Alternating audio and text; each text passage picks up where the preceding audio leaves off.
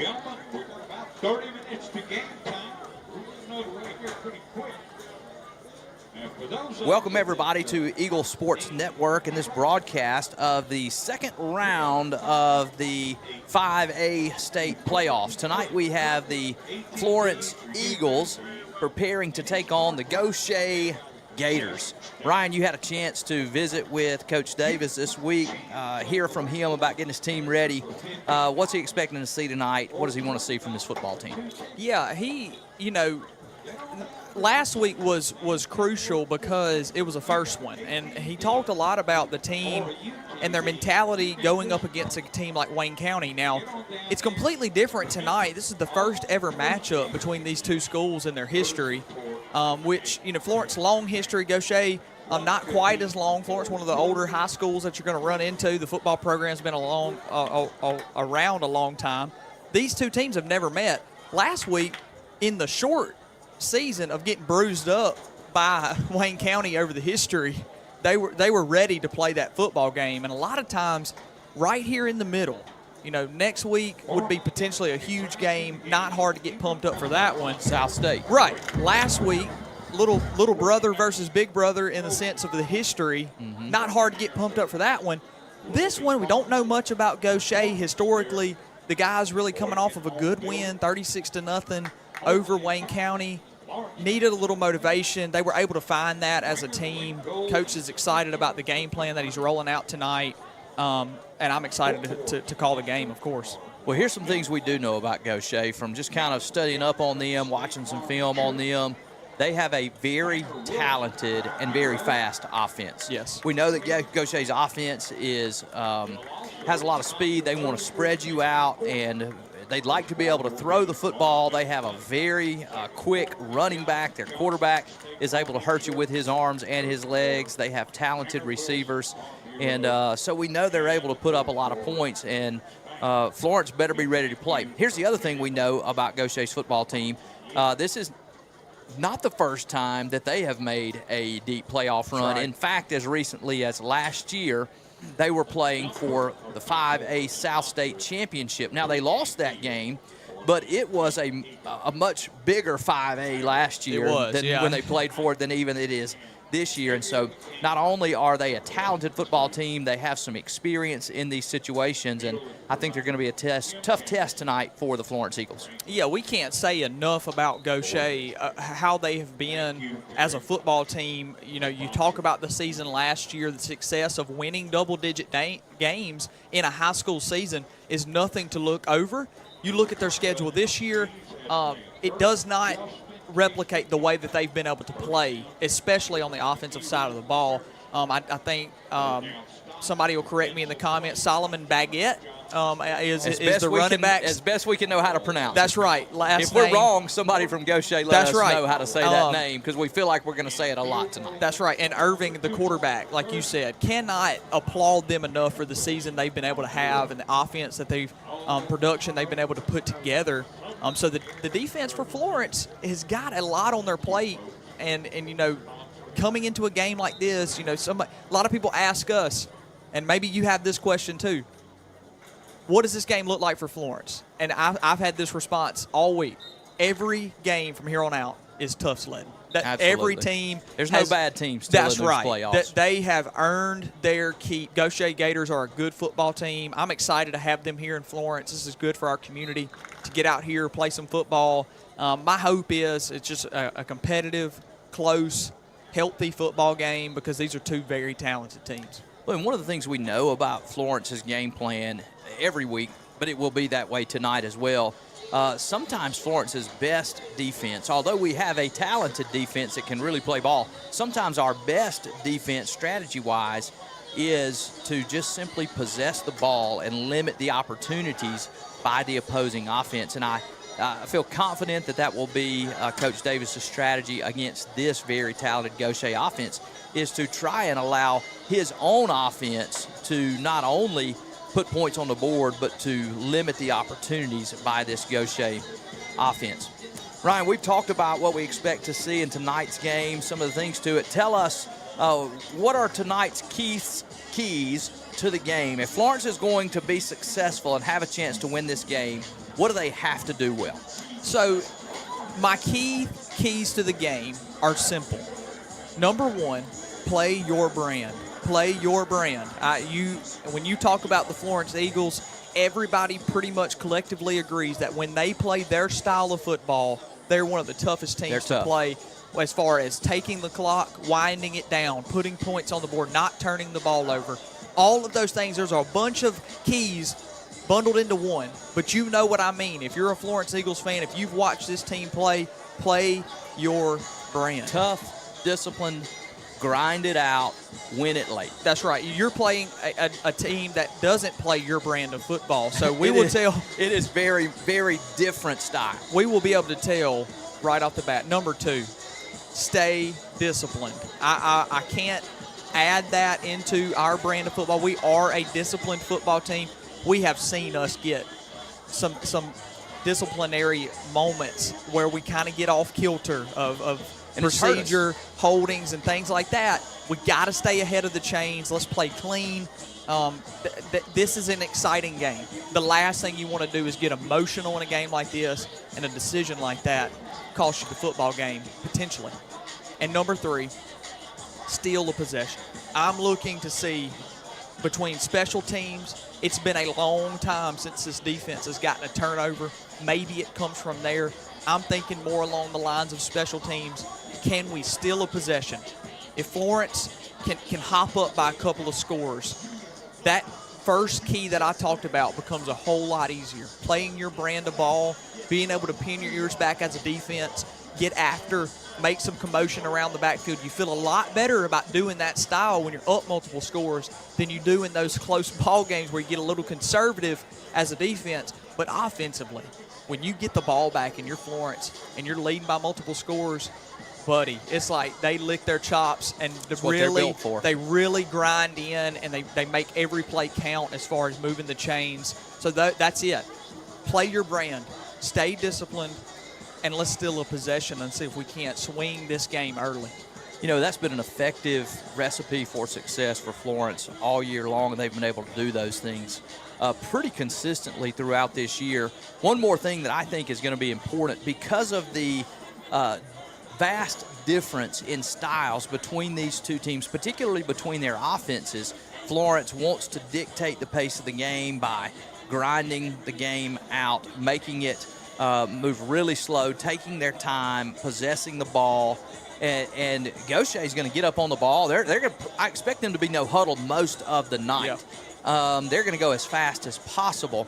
And so I think that the team that starts the fastest will be able to potentially dictate the pace of the game the easiest. And so I think Florence needs to start fast. I think it will be important for us to try to put points on the board early, or at least make sure that we don't fall behind. I think falling behind by more than one score for Florence tonight could be a very difficult thing to overcome, because our offensive style is not a quick strike. And one thing that I can tell you about the Gautier defense is when they know they get after you all the time. They're always sending guys. Yeah. But if they know you're going to throw the ball, they're coming. That's right. They're going to send them from all over. And if we get into situations where we are having to pass in predictable downs and distances, that's going to be trouble for the Florence offense, I believe. And so I think whichever team starts the fastest has the best opportunity to dictate the flow of the game, which I think is key for tonight. Yeah, and this is a massive game as far as Mississippi playoff goes. If you look across the state, the teams are dwindling, and that means that those games come along and there's a person eliminated every week. Obviously, there are huge games, Sam. I don't want to spend too much time talking about it because we got a game right here in front of us. This one's a huge one, too, but there are some huge ones elsewhere. The slate tonight, what a privilege for Mississippi. People are going to fill stands and be very pleased with the football that I believe can be played tonight. Home Central playing a huge game against West Point. Brandon and Pearl, no matter what that final score ends up being, those neighbors over there, it's always gritty. It's always that style of game. So, wow, what a privilege all across the state that Mississippi is in for tonight. So I've watched a lot of high school football. It's my opinion that second round of the playoffs is typically the most entertaining round of football in the whole season. First round, you still get a few matchups that are not great. By the time you get to South State, sometimes you have just a more powerful team in one half than the other. Right, And the field is very limited. But in that second round, and if it's a lower classification, potentially the third round, that's when you get some really, really great matchups and typically some really, really good football games. And I think we could be in store for one of those right here tonight in Florence, Mississippi. Yep, and if you're in here listening right now, whether you're a Florence Eagles fan or a Gautier Gators fan, all eyes are on that home Central West Point game, because if we're completely honest, I mean, anything can happen. There's obviously another round in between that, but you are looking at both of those games. The Laurel-Brookhaven game would be the next step for one of these football teams, but those 4 teams in 2 games is where the eyes of all fans, Eagles and Gators, are kind of browsing tonight. What a stacked North it is that we deal with in 5A. Obviously, we are so curious to see what style of team would be playing potentially, not to discredit Clarksdale or Lafayette County, but wow, what a stacked top half in the North is 5A. I can tell you this, I'm glad we're not playing Holmes or West Point tonight, because those are good football teams. And just kind of looking at 5A, particularly 5A South, you've got Florence tonight playing Gautier, and you have on the other side of the bracket Brookhaven playing Laurel. And so Florence has played Brookhaven this year. That's right. And Gautier has played Laurel this year. Yep. And so Florence was able to defeat Brookhaven in a very close, very tough football game earlier this season in a district matchup. And Laurel was able to defeat Gautier in a very tough district matchup that I believe was just the last game of the regular season. I believe they played for the district championship, and Laurel was able to win that game, kind of pulled away late. And so it's hard not as a fan for sure, but probably also as a football team not to look ahead at the other side of that bracket and look at those potential matchups. It'll be interesting to see if we wind up with a district rematch in South State, which is possible, or if we wind up with a cross-district matchup with an opponent that we have not seen yet. And then obviously you got some football left to play in North half. Yeah, it is 6:43 is the time. If I look at the scoreboard that you can't see on your screen, it is 16 minutes, 54 seconds counting down till we get you some football here on the Eagle Sports Network. But we're going to take just a small break so that you can get an early word from our sponsors. Without them, it is not possible that we'd be bringing you this stream, and it's also not possible without the donations of Florence community that we can do this type of broadcast. And while we're getting ready to go to commercial, just let me remind you guys, take this opportunity right now, if you are tuned in, to go click that share button. Share this stream. There's people all across Florence, Rankin County, all across the areas around Gautier, Mississippi, that want to tune in and watch this football game. It's been made possible by donors from around Florence school system who paid for the rights to be able to stream this. Yep. And we want as many people as possible to be able to enjoy it. We don't want just Florence people to be able to. We want people from around Gautier to be able to. And so go ahead and share that stream so that others that you know want to watch a football game will be able to do so. And then stay tuned, because when we come back, we're going to have the presentation of the colors. We're going to do a little more pregame. We're going to see the coin flip, and then we're going to bring you the kickoff of this football game right here on the Eagle Sports Network. A good roof keeps the rain off, the wind out, the air in. And a great roof is the last one you'll ever need. For over 40 years, Strength Roofing and Siding has been Mississippi's leading commercial and residential roofing company. From shingles to metal roofs, we take care of what's over your home so you can take care of what's inside. Because this is more than just a roof. It's a feat of strength. Strength Roofing and Siding. Call for a free inspection and estimate today.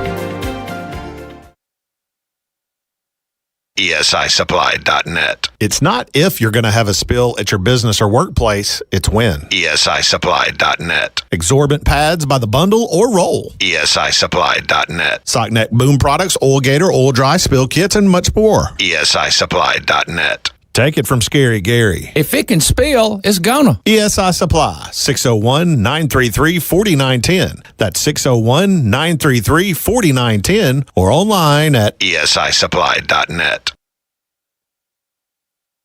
Come on, we're gonna be late.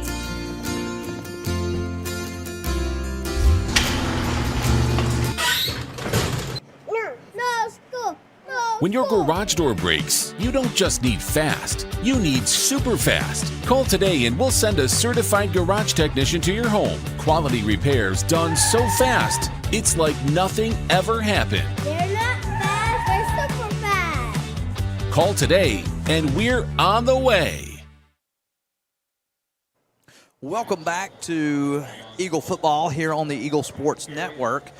We are getting ready to bring you second round 5A South playoff action between the Florence Eagles and the Gautier Gators. I want to welcome all of our viewers. I want to say a special welcome to the viewers who may be tuning in from far down South Mississippi around Gautier, and then also to our Florence fans. And there are a couple things we want to remind you guys about who are tuning in, especially regarding the comments.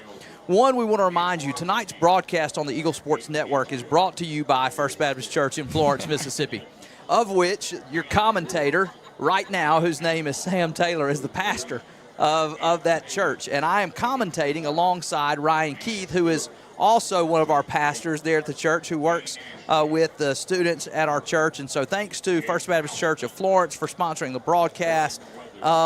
Because of that, there is a certain code of conduct, if you will. There is a certain level of expected behavior that we want you to help us with, especially regarding your comments in the stream. So, Ryan, just talk a little bit about kind of the positive nature that we want to have between these teams on the field and our fans in the comments. That's right. So as far, I like to start at the basics.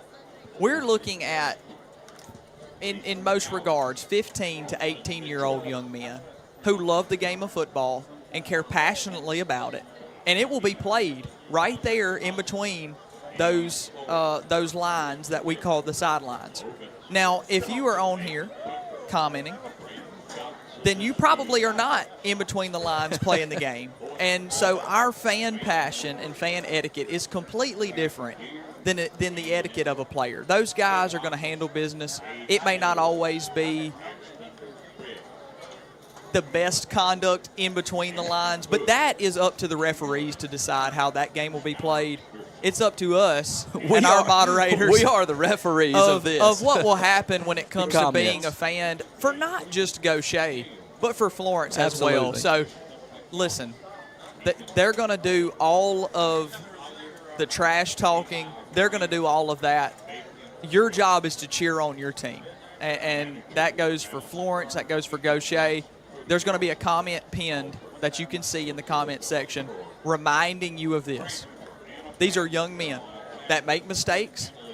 These are referees that make mistakes. And it is not up to us to decide when they make those or what type of what we would do if we were the coach and how maybe we feel about a coach or a ref or a player, because quite frankly, your comment is not going to change anything about this football game. The beautiful thing is this is a free broadcast. It is brought to you free, right at your fingertips. And the last thing we want to do is to ban you. And then now this free opportunity to watch your team and to support your players in your hometown, to watch these young men that you have supported all year long, is taken from you. We would hate for you to miss the end of an exciting game because you kind of lost control of your fingers on the keyboard. That's right. But that is a possibility. It is. We've seen it this year. It is just as discouraging this year. I've walked away from very good football games discouraged about what happened in the comment section. And let's just not be those type of community, Florence or Gautier, because our athletes deserve better. They deserve to be represented better by the season that they've had. So, with all that said, just remember, we're all humans first. We love our teams. you're tuning in to an Eagle broadcast. It is going to be an Eagle broadcast. We are going to pull for our guys. We're going to root for our guys. But as you've heard already, we have given credit to Goet. We will give credit to Goet all night long. We are two guys who love the game of football and want nothing more than to see exciting offenses, flying around defenses, great plays, exciting plays all over the field. From both teams. Now, we want our Eagles to win. We do. But, wow, what a privilege it is to get to watch these young athletes at this stage of potentially a career of what some of these may turn out to be. Let's just keep it that way. We love being here. We love having opposing fans in here. The majority of our viewership are opposing fans.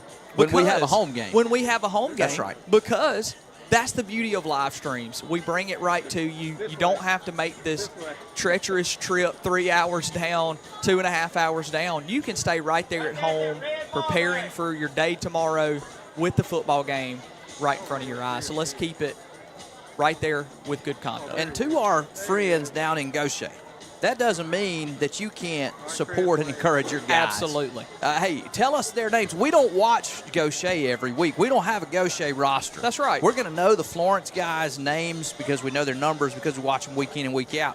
But if you comment and tell us that we are saying a name wrong if we try to, or give us a number and a name, we'll try to give those guys a shout-out, get their names right.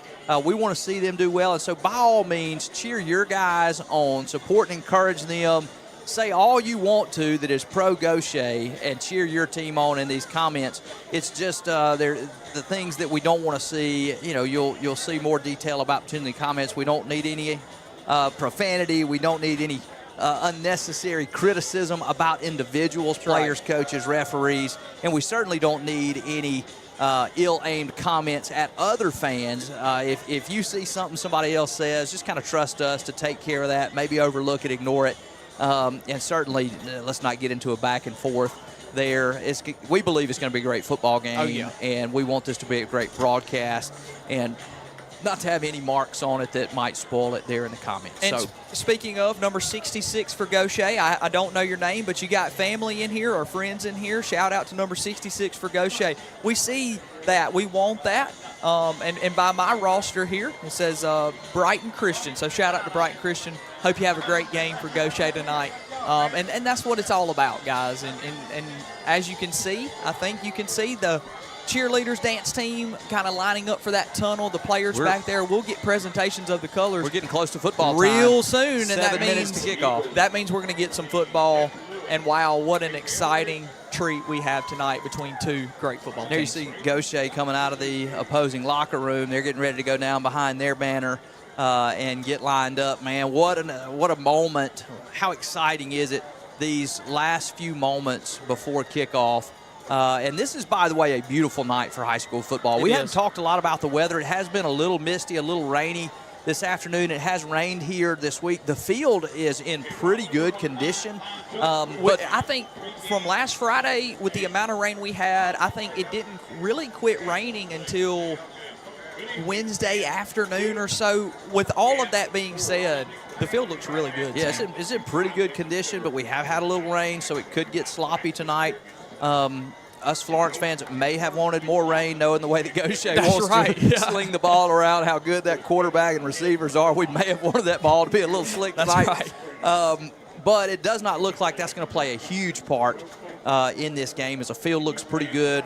The weather really has cleared on off, and there is no rain or mist here at the moment. It's a great crowd out for Florence tonight. Not as many Gautier fans in the stands yet. Obviously, that's to be expected. It's a long way off. And here we get ready to take it down to the field for the presentation of the colors. We're thankful to our JROTC to present those, and we'll take it to the field.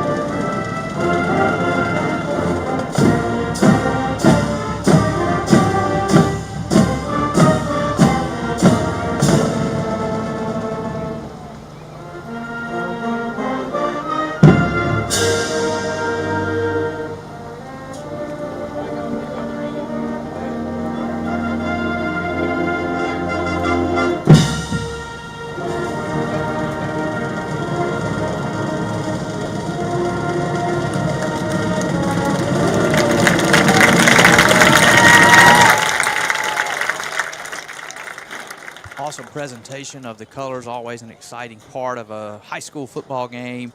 As that national anthem plays, the chills just kind of start to crawl up your spine. That's you know, right. Kickoff is nearing, and just a great job by the ROTC and the Big Red Man presenting the national anthem. As you see, the captain's getting ready to take the coin toss. You got number 57, 4, and 3 out for the Eagles tonight. And looking across the field for the Gators, looks like we have Number 99, I got a last name McGee. Help me if that's not right, but I got 99 McGee, and it looks like maybe number 5. I mean, I've seen him get some love in our comments already.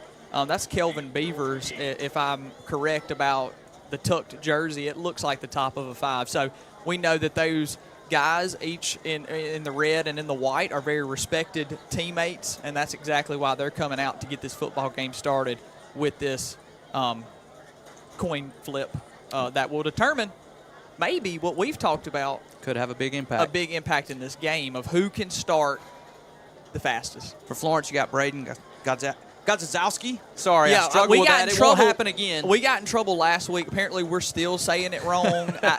It's a tough last name. So you got Avery Eldridge out, and then you've also got Devin Lewis out, big-time captains tonight. We'll try to get that right. If he's graduating, I feel terrible. If Godzowski is not right, I'm going to go back to Gazowski, which is where I started. But I asked him, and that's what I thought he told me. Well, you know, just Braden. We never have discredited once his play. That's right. His last name, we have slaughtered some, but wow, we've given him credit. He's had a fantastic season along with Avery and Devin. He's on the all-name team, but he's also a heck of a little offensive lineman. That's right. Gautier now, we see, has won the toss, and as we expected, has elected to receive. We thought if they won the toss, they'd probably take the football. You can see they really want to get a fast start, and so they'll have that opportunity. It'll be a great challenge.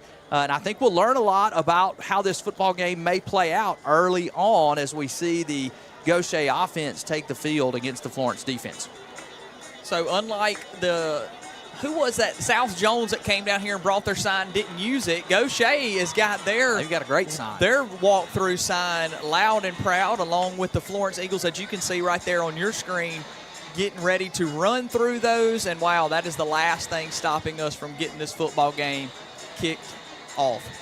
You know, I'm interested to see as the teams prepare to run out here.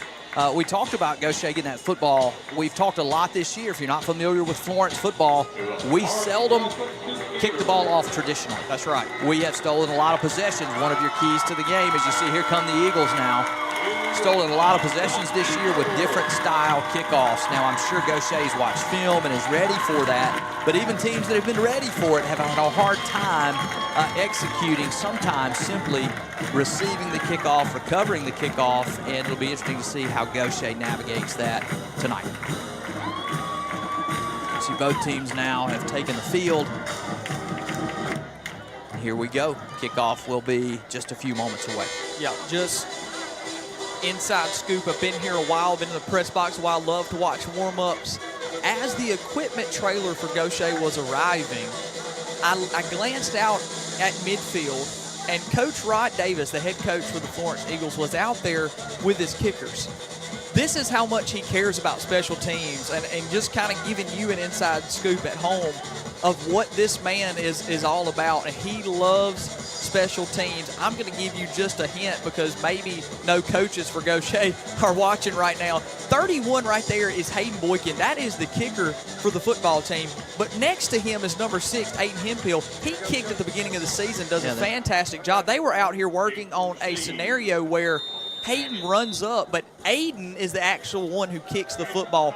That was as the equipment trailer was arriving. And that's exactly what we're going to see on the first play. But the hands team, by 5, and then he falls on it right there. The hands team by the Gators do a good job of covering up that football, lay down, and the 44-yard line of the Gators is where they will start in great field position. It's good field position, not unexpected for Florence. You can expect to see them take kickoffs like that a lot tonight, and they just kind of feel like they're willing to give up some of that field position and not risk the big return. And there's a lot of reward there with the number of possessions they've stolen. That one doesn't take the big hop like you want. And so that is where the Gators will start out. They come out now with 4 wide in the shotgun. Eagles with 3 down. 5 defensive backs. Takes a snap, and there are flags. That ball is tipped. That ball is tipped. Thrown a little high. I thought that play was going to be blown dead, but it was not unless we just missed it. It looks like I think it was a illegal formation procedure by the offense, and I really think that play may have been blown dead, and maybe the whistles just didn't go. Well, it looks like Coach Davis has given a decline. Yeah, illegal procedure. Signal, so this should set up a 2nd and 10 on the offense and decline. And that's what it does. That incomplete pass, Davis felt like that was worth taking that result of the play. He'll take the down there on the incomplete pass, 2nd and 10. Gators again, 4 wide. Quarterback in the shotgun. This time he's looking to pass again. Throws it right across the middle, and that receiver breaks 1 tackle and is going to be stacked up there after a gain of about 6 yards. Yeah, you'll see this is what Gautier does, and they're waving their arms. They want to get back on that football. Quick. Those simple passes, trying to make a man miss, is what they're all about. Good job by the Eagles of, you got 1 guy slipped off, but a good job of pursuing. Got 3 wide receivers towards us, Sam, so watch this on this side. He's going to check and call the play after he's on the line of scrimmage. Trips to the right, 1 to the left. He throws it out to his right immediately, and that's intercepted! Aiden Hemphill picks it off. He's got a knee down, and he's going to be down about the 40-yard line, but that's a big early turnover. Ball is thrown just a little high and a little hot. Goes off the receiver's hands, right into number 6's hands for Florence. Aiden Hemphill with an awesome job right there, being Johnny on the spot. And that's going to give the Florence offense an early turnover and an opportunity to go down and take control of this game, or at least dictate the pace of it right here with 11 minutes and 16 seconds left to go in this first half. Now, we saw Gautier come out, spread it out. That's not what we expect to see from Florence. Nope. They come out, one wide receiver in the double wing. Lots of motion. Reed under center. He tosses it and a flip to Quick. He's got room on the outside. Flags down. Quick still on his feet all the way out past the 30-yard line. Pushed out there. You got to think this one's coming back. I think there was a dive down at the feet. They're going to get some type of. Looks like this is potentially going to be on the offense. And a big early run as you see them capture that edge. We talked about before the game. That'll be important for Florence to try to get. I wonder if we got a chop block here on this end, or an illegal cut block. That's right. Yeah, that's what we're going to see. I looked over and didn't see anything. Obviously, I'm watching Zay that pitch. We haven't seen that a lot this year, so that caught my attention. But I looked back. I saw the Florence Eagle offensive player laying at the feet of the Gator, and I thought, well, maybe you can't do that anymore. You can't see that. You can't cut block like that on the outside any longer. You've got to block them above the waist, and so that's going to back them up. It's a big penalty. Yeah, a big penalty. All of a sudden, now you're behind the chains, and instead of a big run, you're 1st and 25 all the way back at your 25-yard line. Back in the double wing. Reed gives it to Quick. He is stacked up immediately after a very short gain that time. Nice job. We've talked about the size and strength on the interior of that Gautier defense. That's right. They are tough right at the point of attack, and so not surprised to see Florence try to get to the edge early and not a lot of success on the inside. Yeah, I heard a lot about 99 this week. Big physical player, wants to control that line of scrimmage right there in the middle, and we see early the outside run works. The penalty brings it back. Inside, Gators proven to be just as tough as we thought they might have been. Early indications. Still in double wing for the Eagles. They go with the quick toss again. He's got more room to the outside, to the left. Stiff arm, and he is knocked off his feet just after a short game. Nice play out there by the defensive back on that side. I think it may have been number 20, although I couldn't see it. We'll see if we get it on a replay.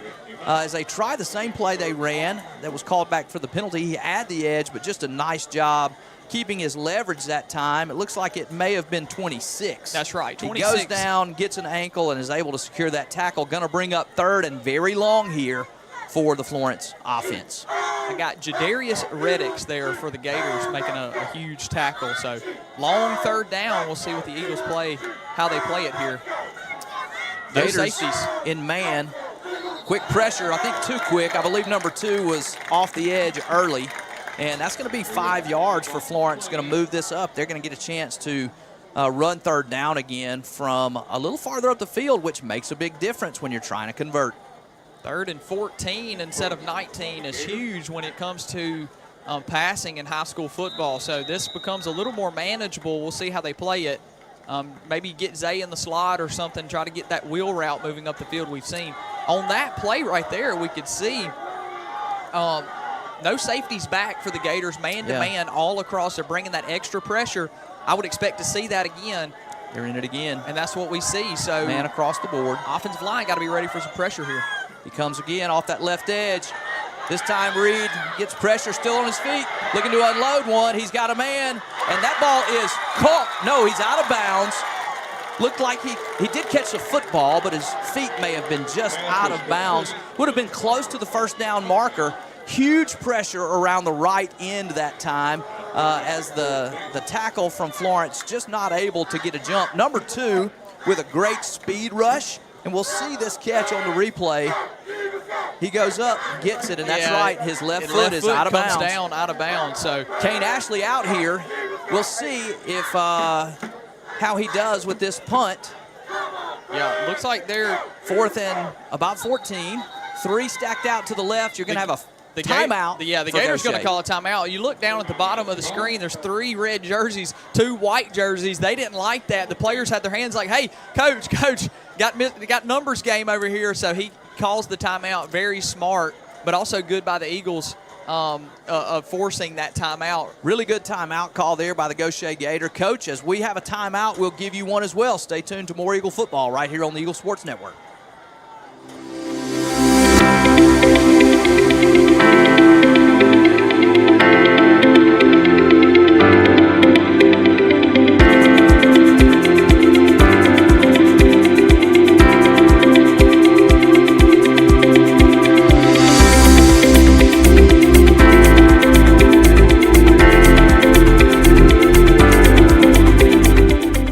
Welcome back to Eagle Football on the Eagle Sports Network. 4th down and 14. Eagles have the punt unit on. They still do have 3 men stacked out to the left. Now Gautier has adjusted, and now they'll motion those men back into the formation. Gautier, number 5, back deep to receive at about his 30-yard line. Boykin with a nice high punt. The ball's going to bounce about the 40-yard line, take a Florence hop, and roll to a stop there at about the 34-yard line. And so that is where the Gautier offense will come back out for their 2nd drive of the game. Yeah, you'll see the referees get on this ball pretty quick, whistle it in. Gautier will be ready to go after that stoppage there, the timeout. The ref's going to get this football game moving. So interesting, Sam, 2 defensive stops, one a takeover, one just a stand that is helped by penalties. Both. Yeah, one was an errant throw, and one was a penalty that really stopped the drive. So 2 mistakes by both offenses. And now Gautier's back again with a shotgun. They give it off this time with the run. There goes the running back off the right side. He's in the open field at the 50, at the 40, still on his feet, at the 30. He's knocked out of bounds at about the 23-yard line. Nice run that time by number 13. It's just a little zone run to the left, and a lot of space over there. He makes one man miss right at the line of scrimmage, and just a lot of speed to outrun the rest. And here they come, back on the line, trips to the right. Back in the shotgun. Looks at the sideline now. He's going to check with the coach, get the play call in. That was Baguette, Sam, who we had mentioned pregame. He motions out this time, looking at him. Now back to the right, throws a screen underneath. Receivers on his feet, still in the open field. Nice tackle there by number 0, Brian Davis, who cuts him down at about the 16-yard line, but a nice gain on 1st down. That's a well-designed play. Aguilar does a good job of getting there, dives at the feet, but unable to bring him up, and that's when you see him really dip into the yardage mark right there on that play. So 2nd, very short for the Gators. Still in the shotgun, but bunch off both sides. Rolls to his left this time, looking to run. A little slip there by our defensive end. He does a good job getting back into the play and tackling him near the 1st down marker. Looks like he may be just short. Looks like it's going to be 3rd and 1. First time we've seen a little issue with the field conditions. Got a little slip from the defensive end that time. This time they go trips to the right, one to the left. Still in the shotgun. Takes the snap. Gives it to the running back straight ahead. He's hit, but not before he gets the first down. He's inside now the 15-yard line. You see early the Gators doing exactly what they wanted to do, is spread out, get as many red jerseys across the field as you can and use that speed. Baguette, they're not able to use his speed, but does just enough to move the chains. Gators are cooking here in red territory. Rolls to his right this time, throws out to his right, and that ball is through the receiver's hands. Had a chance to catch that one. Nice throw by the quarterback. Receiver just not able to bring it in, and that's going to bring up 2nd and 10. Eagles continue to be content giving that underneath. They know the type of speed that the Gators have. Don't want to get the top taken off the defense. But, Sam, if they're completing a lot of these passes, including the one that's intercepted, Gators not seeing much resistance here as far as their offense goes. Really not a lot of pressure from this defensive front as he stands back in the pocket, now rolls to his left. He's going to run into the open field, into the end zone, untouched for the quarterback. There is a flag down on the field. Gautier thinks it'll stand. We'll see. Be interesting territory right there, right where that play was breaking down. Interesting to see if we had a hold down field or if that is something on the defense. Yeah, it looks like it is going to be on Florence. They're asking the Gautier sideline. We'll get the call right here from the white hat. Had a defensive hold on a receiver out there. And so Gautier does exactly what we thought they may be able to do, which is spread the Florence defense out and let the quarterback and the running back take advantage of that space to take a 6-0 lead here with 7 minutes to go in the first quarter. You know, we talked about this week preparing for this football game that the quarterback was as effective running the football on bad design. Snap. Well, yeah, that one's blown dead. That's actually going to be a favor there. They're going to get a chance to do this again. What looked like would have been a failed conversion, that ball rolling to the holder, is actually going to get a chance to kick this from 5 yards back. Get an illegal procedure there. So they prepare for that. I was just saying, you know, the quarterback, his most effective runs are not actually on called design runs, but when it's a called pass, but he's able to keep his eyes up fast enough. With the defensive backs turned in man coverage, he takes advantage, his speed and good vision, and is able to pick up good yards. Kick is back up, and it is good. So it will be 7-0 for the Gautier Gators. We'll get a quick break in. Stay tuned for more Eagle football right here on the Eagle Sports Network.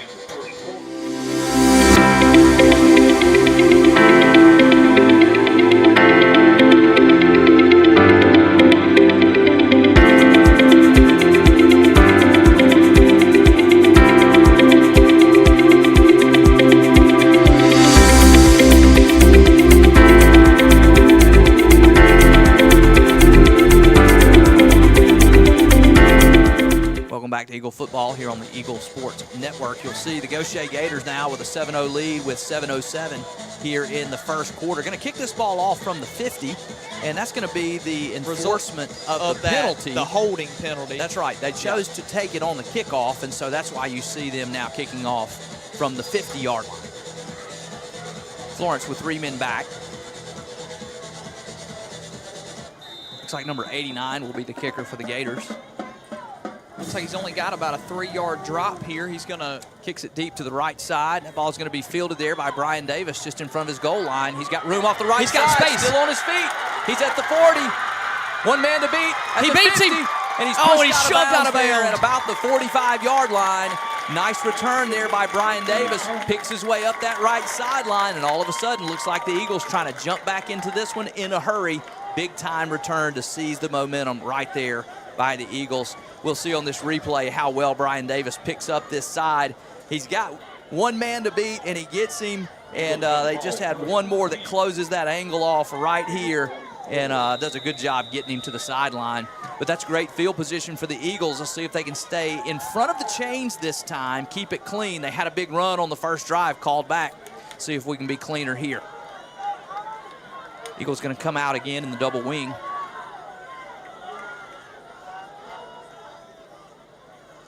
Edmondson goes in motion, handoff to Quick, and he is bottled up very quickly. You see all of the bodies stacked up in that line of scrimmage for Gautier. You see them committing everybody to the line of scrimmage. That is tough to run against for anybody, especially out of that wing T formation when we run straight ahead. I'm really interested to see if Florence is going to try some more I formation, maybe even the power I formation, if they're going to continue to stay with that much activity stacked up, or if we back out and try to throw the football a few times. Gator defense looking stout here. And here we are in the I. Handoff is quick, and he is stacked up immediately. Once again, Sam, they are just proving that they can stop this run game when it comes to between the tackles. Now, you see they busted the one play off that was called back that we've mentioned, but when Florence tried to run that play again, the speed just wasn't there for quick. Again, they were better prepared for that play. So looks like Eagles got to come up with something here on offense to really try to move the chains. Only 2 yards have been gained here on this drive after going negative yardage due to the penalty on the last drive. Gautier's defense is very fast and very tough right in the center. This time in the shotgun for Reed. He's looking to pass. Got pressure coming in his face. He throws it over the middle. He's got Davis. He makes him miss. He's got the speed. He's going to score. Touchdown. Touchdown, Brian Davis. Great pass by Luke Reed. Nice catch by Davis, who uses his speed to get that ball into the end zone. And what a response for the Florence offense to make a play on third down, take advantage of the formation and the close man coverage by the Gators. You see the linebackers dropping there. Nice throw right behind them. They may have had a man slip down right in front, and Davis does the rest. How huge has Brian Davis been over the past now 5 quarters and counting of play? He was huge in that game versus Wayne County as far as being able to use his speed in the passing game. What a good job. Timely pass. Not sure what that slip does. That PAT is good. Not sure what that slip does as far as that pass goes, but all I know, it was completed, and this ball game is tied. Eagles defense going to come back out just after this small break. We're going to take a break with them. We'll get right back to you on the Eagles Sports Network.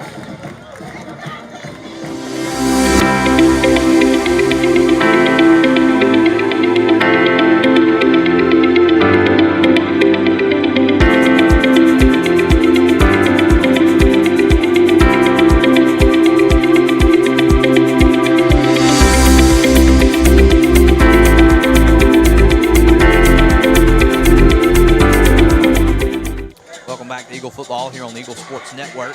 Florence offense coming off a huge touchdown drive. Nice throw and catch between Brian Davis and Luke Reed, and now the Eagles will prepare to kick off with it all tied up at 7-7 with 5:27 left to go in this first quarter. Exciting football game early. Lots of fireworks here so far. We're going to stand that ball upright at the 40-yard line. Got some of our speed guys closest to us, Batee, Hemphill, a couple of guys down here closest. I may expect this ball to Gators go deep with here. Nobody deep. Their deepest man, both at the 25. He This pushes one is that ball to the left. up in the air. He's going to try to fair catch it. He can grab that ball. Oh, it's No, fair catch that- interference. That is not. He cannot grab that ball. So- had that hit the ground, he could, but with it always being in the air, he calls fair catch there. Yeah, that's- Florence cannot field that football, and so that's going to be kick catch interference, and that will be an opportunity to kick that football again, is what will be the result of that play. Well, pardon the announcer. From farther back. Previous to that fair catch signal, I was thinking that ball's live because it's past the 10 yards. What a heads-up play. You got to think that the Gators were talking about that in the film room. Hey, if that ball hangs up long enough, go ahead and wave your arms. You're the first person that is allowed to touch it. That is exactly the way that Florence designed it. It's a perfect kick. It's a perfect play. And we've seen teams struggle with having their upbacks ready to, and it looks like it won't be a re-kick. It looks like the Gators will simply take the ball on the Florence 44-yard line. But when he waves his hand, you got to give him a chance to catch it, unless it's touched the ground first. In a shotgun again, throws it out to his right immediately. That ball is caught. Nice tackle there by 10 Ronnie Aguilar, but not before he's got a nice gain on the play of maybe 9 yards. See this passing game for Gautier really effective here. It's Short, fast, quick passes. it's quick, and that's what I was saying about the cushion that the Eagles were willing to give. Gautier willing to take it. Those quick passes is the way that they want to play. Just miss a man. We've seen their speed be able to score. He gives it to the running back this time. Lots of room, and he slips there as he is crossing the 30-yard line. It's a good thing that he did, because if not, he may still be on his feet. You can see the speed from these Gautier offensive players, the acceleration when they get side by side with red jerseys. They have another gear. 4 wide again. Florence now walking more bodies towards the line of scrimmage. And it looks like we're going to have encroachment on the defense here. Just kind of a little dummy snap count. He's going to look to the sideline before anything happens, and Florence just jumps into the neutral zone, which now in high school football, if you're in the neutral zone at any point, it's a penalty. That's right. And so that'll bring up a first down.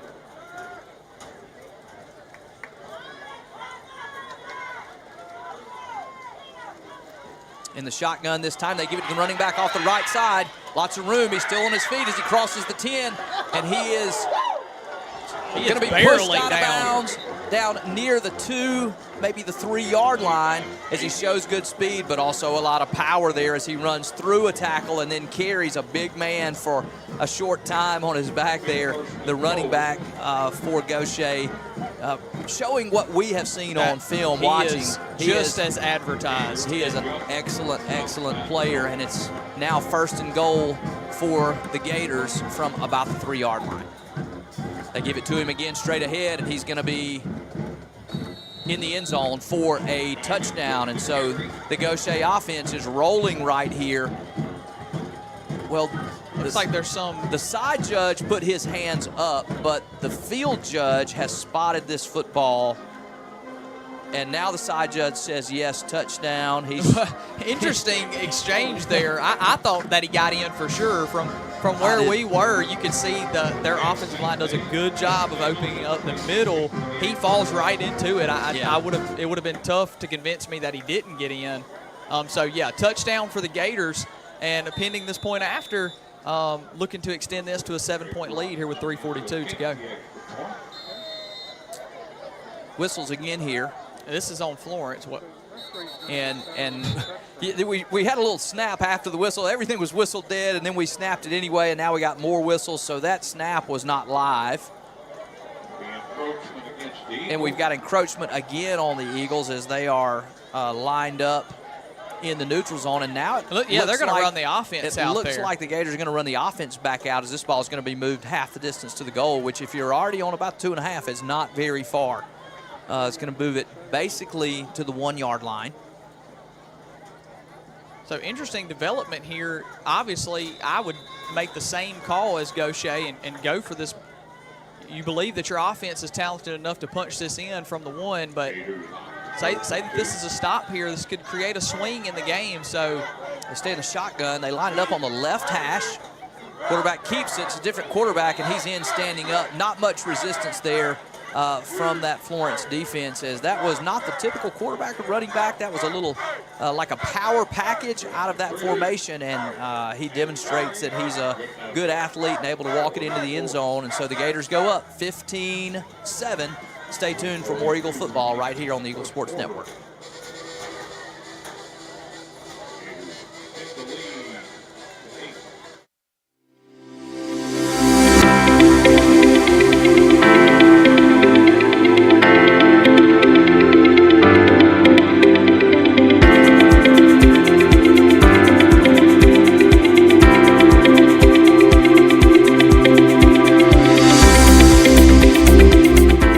Welcome back to Eagle Football on the Eagle Sports Network. 3:42 here in the first quarter.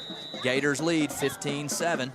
Prepare to kick this ball off. 89 again. This time Squibb kicks that one. Takes a hop. Going to be fielded there by Edmondson, who's still on his feet, and he is tackled there at about the 35-yard line. Ryan, we got some score updates just a few minutes ago. Tell us the updates from around the state in 5A. That's right. Brookhaven and Laurel locked at 14 early in their ball game, and then Holmes Central and West Point locked at 7. So close football games all across 5A. So close one here, only one that is not tied in a knot. So we'll try to get you those scores as quick as we can get them. We know that football scores across Mississippi are tough to find in game, so we'll do our best. But here we go. Eagles back on offense. Back in the I formation now. They give it to Quick straight ahead. Little better hole off the left side this time, still on his feet as he bounces it out to the left. Breaks another tackle across the 50, and he's brought down there at the 40-yard line as number 8, I think it is, for the Gators, number 9 for the Gators, wises up and gets down at those ankles. That's right. After watching him break 3 or 4 tackles of guys who look like they've got him pinned up on the play. And that's really the first time, well, the second time, but this one's going to stand, that we've seen Xavier Quick. And we've talked about this. If they're able to get him to the edge of this Gator defense, he's going to give these guys fits. They've just had a hard time getting him there so far tonight. They do there, and it brings up a first down. Read under center again. Give it to him again off the right side. Another nice gain for Quick this time, as better blocking straight ahead off the right side of that offensive line this time for the Eagles. And you see what a run like that does. All of a sudden, he goes inside, and instead of 1 yard, it's 5 now. So they're having to account, at least mentally, for the fact that he can get outside, make some guys miss. All of a sudden, he finds some wiggle room through the tackles. And having that fullback in has made a big difference on this drive. A nice block that time by Smith as he leads him through the hole. As you see, they're still in the I formation, this time with twins to the right. Give it to the fullback this time, and he is going to be stacked up there. Does a nice job underneath that play. I believe it's 92, just gets down low and wraps up his ankles. He actually makes that tackle from his back on the ground. If we can get a replay of that, that's a heck of a play by him. And it's going to bring up 3rd and about 4. Here it comes right here. 92 laying on the ground, gets those legs, not going to let him go. Great play. But what an effort, what an effort. 3rd and about 5, 4.5 to go. So Eagles got to really start moving these chains. Big play helped them score the first time. That's not the Eagles. Let's see what they can do right here. Back in the double wing, they got the Quick toss to the right, and that's Quick around the left side. He's going to be near first down yardage. Looks like he may be a little short. It's good pursuit by that Gator offense as they pursue that ball. He's got a lead blocker out there trying to work him around to the left side, but the defender really comes up quickly and forces him to commit to the inside. And it's going to be 4th down and about 3 yards here. Big 4th down play with the Eagles down 7. Clock approaching 1 minute in this first quarter. Huge 4th down development here as Eagles going to come out in the I formation. Twins to the right. And that ball's loose. Ball is fumbled. I think the Gators got it. And the Gators are going to have, it's not going to matter because as soon as that ball was bobbled on the 4th down play, that play was doomed. Something you don't see a lot from Florence. Just kind of sloppy right there on the exchange. And that's going to be Gator football. Whether it's a fumble recovery or a turnover on downs, it is a turnover, and it's going to be 15-7 for the Gators with their offense, who has just blistered this Eagle defense. That's right. 2 possessions in a row. The Eagles had an interception on their first offensive possession, but the last 2 they have gotten diced up in a hurry, and now they're back on the field, and here come the Gators. 4 wide again. Motion back into the backfield. Flags everywhere. He gives it to the running back, who pops it out to the outside. As you see his speed, he's still on his feet and is going to be knocked out of bounds there at the 55, but I think this one may be coming back.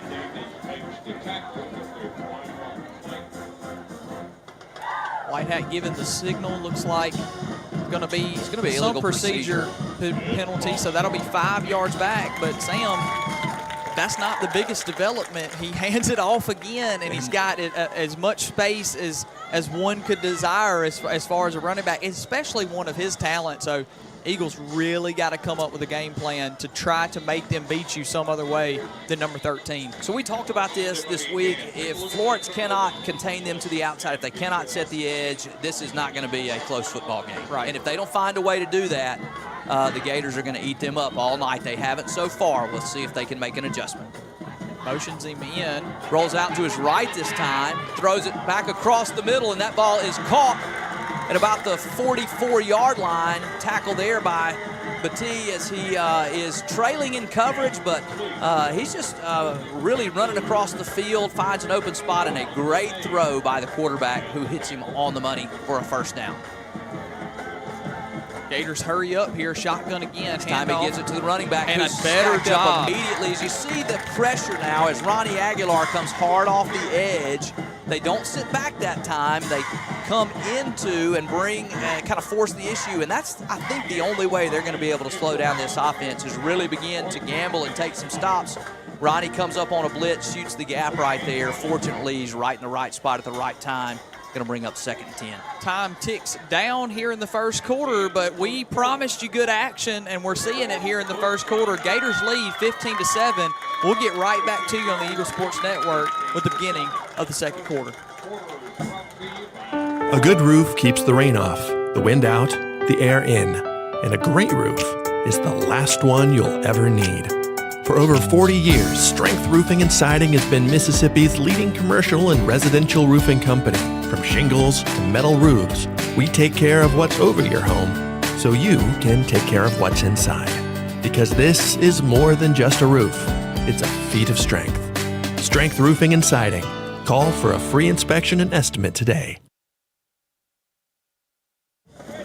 Welcome back to Eagle Football here on the Eagle Sports Network. 15-7, Gators lead this one, but the Eagle offense has the ball, and it's going to be 2nd and 10. I'm sorry, the Gator offense has the ball. It's going to be 2nd and 10 at about the Eagle 44-yard line. Two receivers to the left, one to the right this time. Sorry, there's 4 wide. There's one on the end out there still in the shotgun. Looking to pass, pressure off his left, throws it across the middle and has a man. He's going to be stacked up at about the 35-yard line as they run a little mesh concept. He hits the crossing route and has a nice gain there. It's going to bring up 3rd and very short. Trips to the right this time. Going quick, shotgun again. Fakes that snap count. The Eagles got to be ready for that. We've gotten penalized a few times already. This time, do better. Now he's going to get the snap, give it to the running back, who is stacked up immediately. It's going to depend on the spot. There was some forward progress to be had, and I wouldn't be surprised even if it's 4th and very short. Eagle defense got to be ready. Yeah, I expect to see them line up and go for this. He's going to be marked short, and I think they're going to line up and go for it again. Nice job by Devin Wood stopping him early, and then Leighton Boykin doing a nice job wrapping up. If Wood is able to get him when he gets his hands on him, I'm sorry, if Quick is, then that's a bigger loss. But as it is, big 4th down play here for the Eagles. Number 1, don't jump into neutral zone. A lot of options here for the Gators. They're such a versatile offense. We'll see what they go Option with. to the right. It's a He's got a speed man. option. Brian Davis misses the tackle, almost has him, but now he's free off the right side, and he's pushed out of bounds there inside the 30-yard line. That's a beautiful play by the Eagle defense. They stretch it out perfectly, and Brian Davis comes up to make that tackle and just shows how good this Gator running back is as he kind of steps through it and is able to get the 1st down. Yep, huge play for the Gator offense. He is just proving that he is that guy. So credit to number 13. Eagles got to find an answer here on early downs to keep them in those longer yardage to go. Get that ball out of his hands. Trips to the left this time, still in the shotgun. They motion the back out this time. He looks back to his left for the screen. Underneath, that's number 5. And he is going to have a nice gain as he's tackled there at about the 10-yard line. 2nd time we've seen them run that play. When we see the back motion, immediately we should understand that's going to be a screen to the backside. It's a beautiful design and well executed for the 2nd time here by the Gators. This time it's going to bring up a 1st and 10 just outside the 10-yard line. A lot of bodies in the box. They toss it flip to him out to the right this time. He's got the edge, and he's in the end zone for a touchdown. Lots of speed there for the Gators as they just run a little toss to the right, and those Eagles unable to set that edge. We've talked about the importance of that. You can see them getting hooked on the inside by 64, who secures his man. I'm trying to get the other number, maybe 68, with a nice block to cut off the linebacker on the inside. And the running back, Baguette, just plenty of speed to take that around the right side and score. Yeah, he is proving, Sam, that he is tough to deal with. So huge credit to their running game and sticking with it. Eagles got to make an adjustment after the huge offensive possession coming up. Kick is up and good for the Gators. We're going to get a commercial break. Stay tuned for more Eagle football right here on the Eagle Sports Network.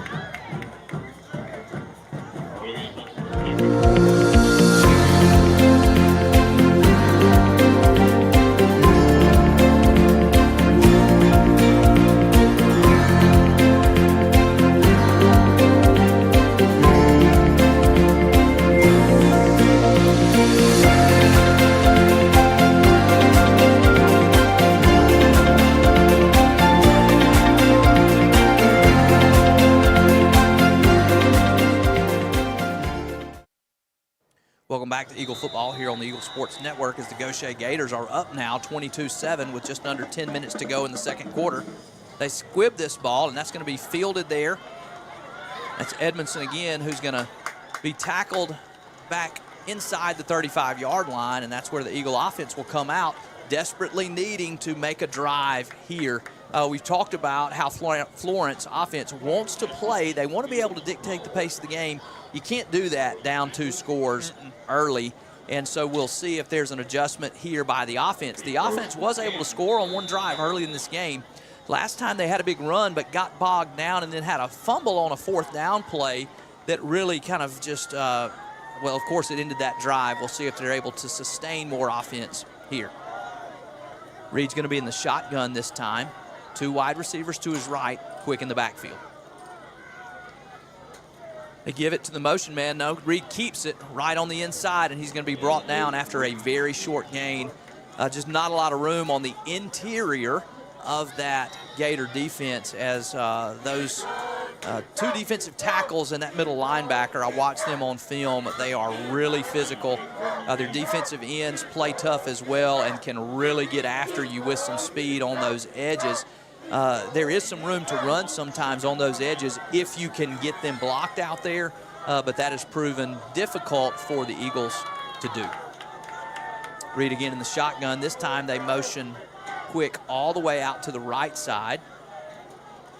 He throws it to him. He's got a blocker, and that's Quick. Breaks a tackle, still on his feet, and he is brought down there at about the 40-yard line. That's a nice play by Quick to catch that ball, break 2 tackles, but it's only good for a gain of about 4 or 5 yards and going to bring up a 3rd and about 5 here. We've talked about Quick and the advantage he has. If you can get him into those one-on-one situations with defensive backs, they're able to do that there, but a nice job. You can see that these Gator defenders have been coached up to tackle him low. They get at his ankles and bring him down. They'll go into the slot here this time. Trips to the left. They look to him again. They throw it out. He's got some space in the flat, and he is going to have 1st down yardage still on his feet. Still on his feet. He does not go down easy, and that's a great play by the Eagle offense on a big conversion. Reed with a nice throw as they find him in the flat. He turns it up, gets 1st down yardage. Yeah, and wow, what a treat of a running back type of game that we're having. We see that Quick having to move all over, getting a little creative, but by far the most productive offensive player for the Eagles, and Goet for the Gators, by far the most productive for the Gators. So what a night for running backs, and what a treat we're getting from these 2 terrific Still players. in the shotgun now. Reed's going to keep this one. Has a little room off the right side, but just maybe a gain of 1 on the play as we continue to see the Eagles try to test that interior. This time they try to do it out of the shotgun with people spread out and just not a lot of room. Really having a hard time blocking number 99 in there in the middle as he is really controlling the center of that defensive front. They stay in the shotgun again. 1 receiver to the left, 2 in the wings, and Quick off to the quarterback's right in the backfield. Going to give it to the motion man, which is Davis, and Xavier Quick with just an unbelievable block on the middle linebacker as they exchange pleasantries. You'll see this on the replay. Watch the big running back block, as that's a nice play by the defense. They get the stop, but watch 1 with this block. Hello. He does a good job clearing the way. Davis. That's a middle linebacker, and that's two big men. But just shout out to Xavier Quick for doing his job, but shout out to the Gator defense. They win that play. That's right. And it's going to bring up 3rd and 8 for this Eagle offense. Again, they can convert on 3rd down. Reed in the shotgun, going to have pressure off to his left, throws it to his right. He's got a man. That's Edmondson, as that ball is caught at about the 33-yard line. Great throw by Luke Reed, and nice catch by Edmondson to convert again on 3rd down. Eagle offense really finding some success here, doing things that they're not necessarily known to do. Yep, having to get clever. Avery does a good job, number 4, on that left side there. They're getting great jump and speed up from their defensive end positions. Number 2 That's number 2 over there. He has been a terror. He has had a jump all night. Avery does a good job. We'll see if the Eagles can keep him contained in the pass game. They can't right Give here. it to Quick this time. But it's a handoff. Good thing, because number 2, once again, with a huge jump. Oh, that's a scary play there. You don't want to see anybody get pushed up high when they got bodies down below them, but Zay somehow able to roll over the top of there. We just don't want to see that on either side. These guys have had a fantastic season. We want to see them finish the season healthy. And that's a great play by that middle linebacker right there. You can see he's maybe a little undersized for that position, but he just comes up, makes a nice tackle, and wraps up and doesn't let go until he can get some more help there, and a really nice play from him. Second about 7. They fake this time, throw it out to the left. That's Edmondson, who has a catch and is going to be down, I believe, at about the 35-yard line. Looks like he's going to be short of the 1st down. By about 4 yards. So Eagles, looks like it's going to be 3rd and about 4. Eagles in 3rd and manageable. So this is where the Eagle offense wants to be, but traditionally able to run right here. Haven't been able to do so. We'll see how they try and convert here on 3rd. Going to get a timeout. About 4. Looks like an official timeout. Oh, I'm sorry. Okay. We've got a Gautier player down here. We didn't see him off to our left, and so hopefully he'll be able to get back to his feet. While they tend to him, we're going to take you to a timeout. Stay tuned for more Eagle football here on the Eagle Sports Network.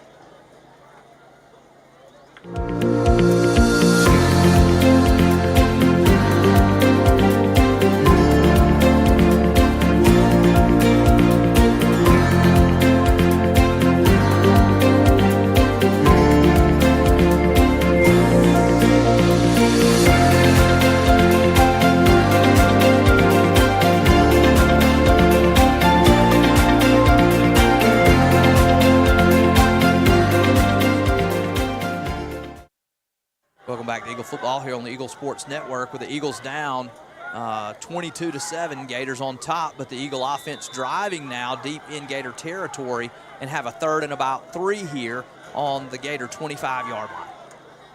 They stay in the shotgun. They give it to Quick. He spins and stays in the middle and falls forward.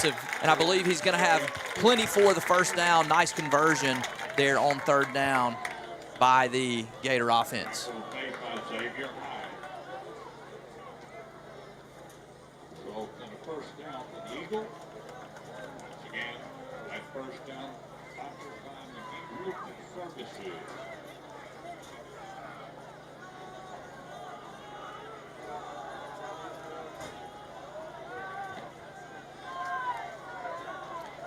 In the shotgun again, motion this time, and that play is going to be blown dead. You got an illegal procedure there by the Eagles, and that's just something that this offense cannot afford, is to be working behind the chains. Looks like this time, instead of 1st and 10, going to be a 1st and 15.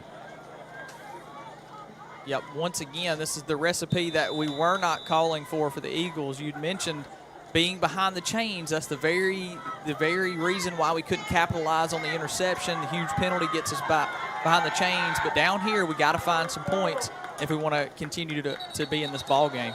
Wonder if we got a little head start there on 2 this time on the defense. I think we're going to get these back. We've talked about how quick he has been off the ball, and he is. But occasionally, he's just jumping the snap count. He does so there, and it would be interesting. I think we really may need to see Florence change the cadence, change the silent count, don't let him get off quite so quick because Avery Eldridge is doing a great job, but he's got his hands full out there. That's right, yeah. So we see right there, he just gets a little head start. Wasn't anything the Eagles did. That is something interesting, Sam. I'd like to see with the second half and moving forward is if we can add some hard counts. Got to find a way to slow him down. He is really anxious to get to the ball, and he is a fantastic player, obviously. Eagles back in the eye this time. They give it to Quick, who again is stacked up right at the line of scrimmage. One of the things that Gautier defense is doing, not only do they jump the snap count and are very quick off the ball, that penetration immediately just makes it hard for the offensive line to create holes because we can't do the typical type of pulling and trapping that we're used to or having a hard time doing it with the kind of penetration that we're getting so quickly. The situation is 22-7, as you can see, 3 minutes and counting down. The Eagles will get the ball to start the second half, looking to try to push across some points here. He's going to throw off to his right. Got a man. That's Davis. Still on touchdown in the end zone for a touchdown. Great play right there by Luke Reed. Great play by Brian Davis. And you That's see the combination so far tonight for the Eagles. You can't see it on your screen, but Coach Rod Davis has the twos in the air. He wants to go ahead and try to get that two-point conversion. Yeah, you got to get that point back at some time. Might as well try again now. One of the things we'll just go ahead and observe, and I didn't have time to say it before, but you see the Eagles with far more success out of the shotgun, buying their quarterback a few extra seconds because of the pressure that is coming from this Gautier front. It pays off there as they find Davis, who's back in the end zone. Big two-point play now for the Eagle offense. Shift the O-line. They'll hand it off to Davis. Davis off the right side. He steps on the inside, but cannot break that tackle by number 44, the defensive end on that side. And so the Eagles with a big response right there to get a score back to make it 13-22 with 3 minutes left to go in this first half.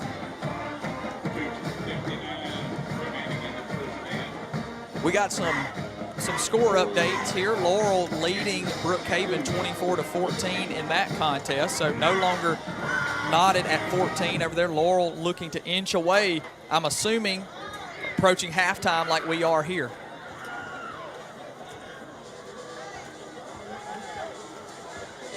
And West Point and Holmes tied at 14, so that is the kind of game we expected it to be also. And so good games all around the state, just like we expected.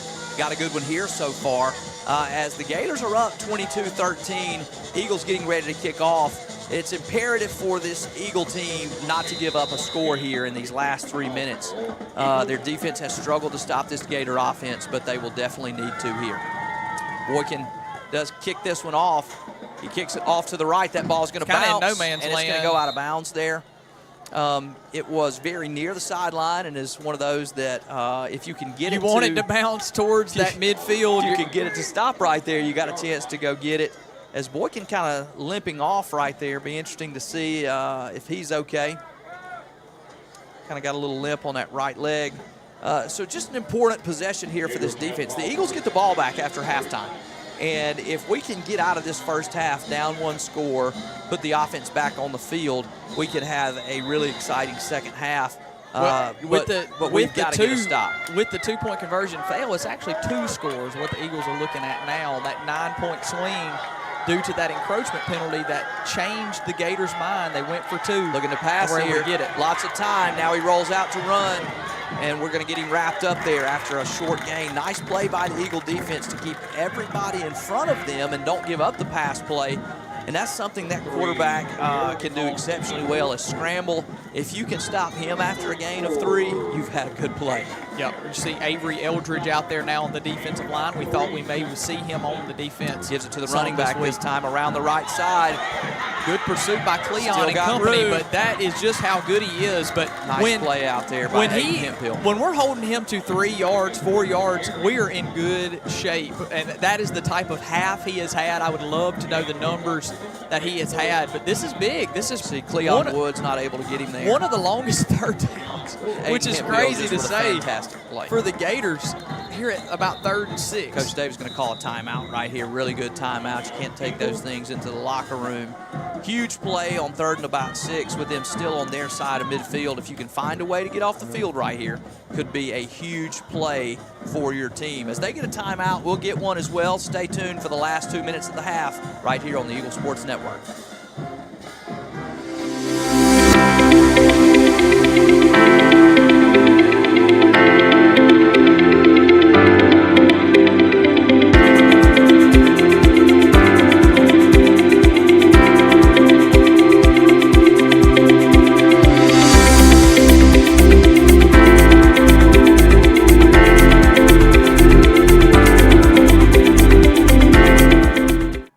Welcome back to Eagle Sports Network.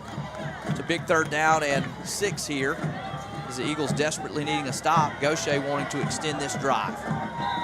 They're in the shotgun, 4 wide. Quarterback takes the snap, rolls out to his left. He's got pressure now. He Not throws much there in the to pass his game. left. What a good job by the Eagle defense. That ball is incomplete. Yeah, A little extra on the I sideline. didn't think there but was nothing- actually anything by nothing the there. players. I think the referees are just being cautious.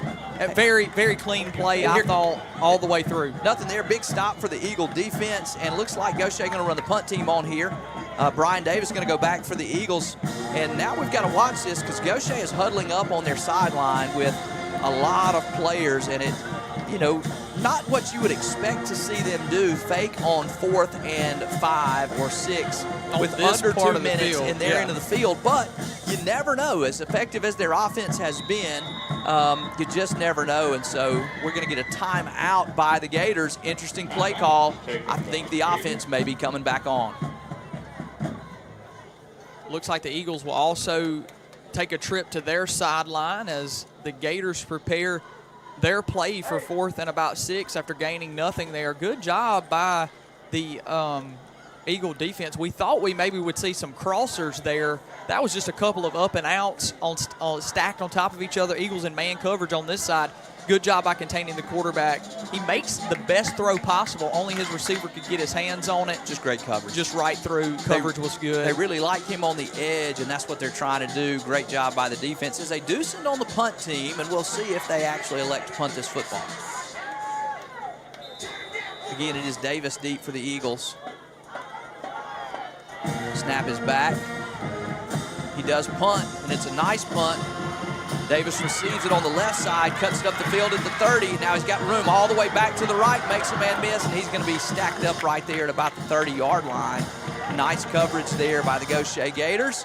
And that's going to give this Eagle offense an opportunity to try to jump back into this football game. They've had success throwing the football, and we'll see if they try it here with 1:42 left in this first half. Yep, huge chance right here to just get some points. If you can get close enough to maybe not, I know that we're working with maybe, one timeout here. I know Coach has called at least one. I believe it's one. Let's just go with one. Let's say maybe you can't get it. A field goal even would be huge receiving the ball coming out for the second half. So we'll see how the offense chooses to play this right here. We've got a mismatch of numbers. 4 wide Safety for the sees it. Eagles. Now they run a man out. Reed in the shotgun. Looking to his left. He's got a man. That's quick, and that ball is intercepted right at the 50-yard line. It's being returned.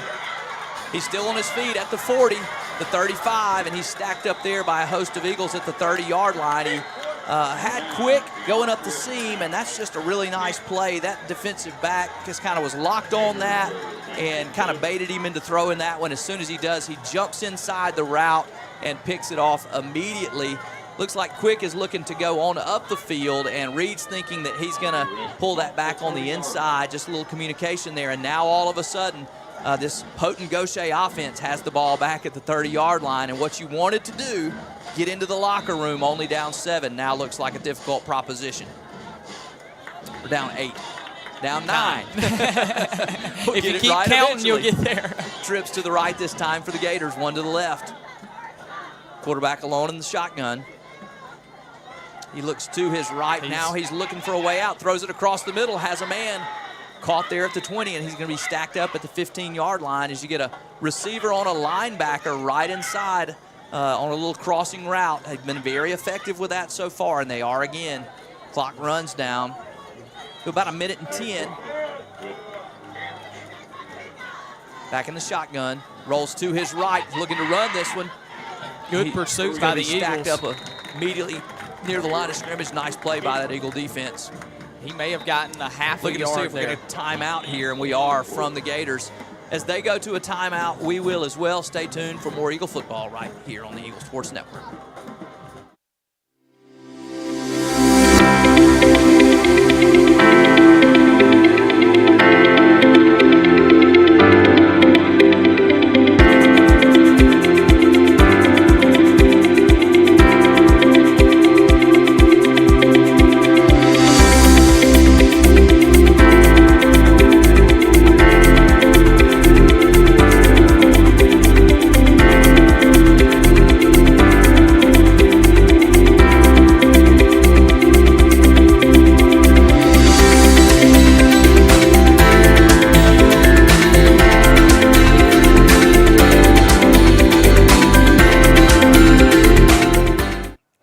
To Eagle football here on the Eagle Sports Network. Eagles down 13-22, and the Gautier Gators have the ball deep in Eagle territory. It's going to be 2nd and 10 with the ball on about the 19-yard line of the Eagles. 3 wide to the right for the quarterback who takes the snap. Looks to the middle of the field, has a man, and that is incomplete. But there's a flag that comes out.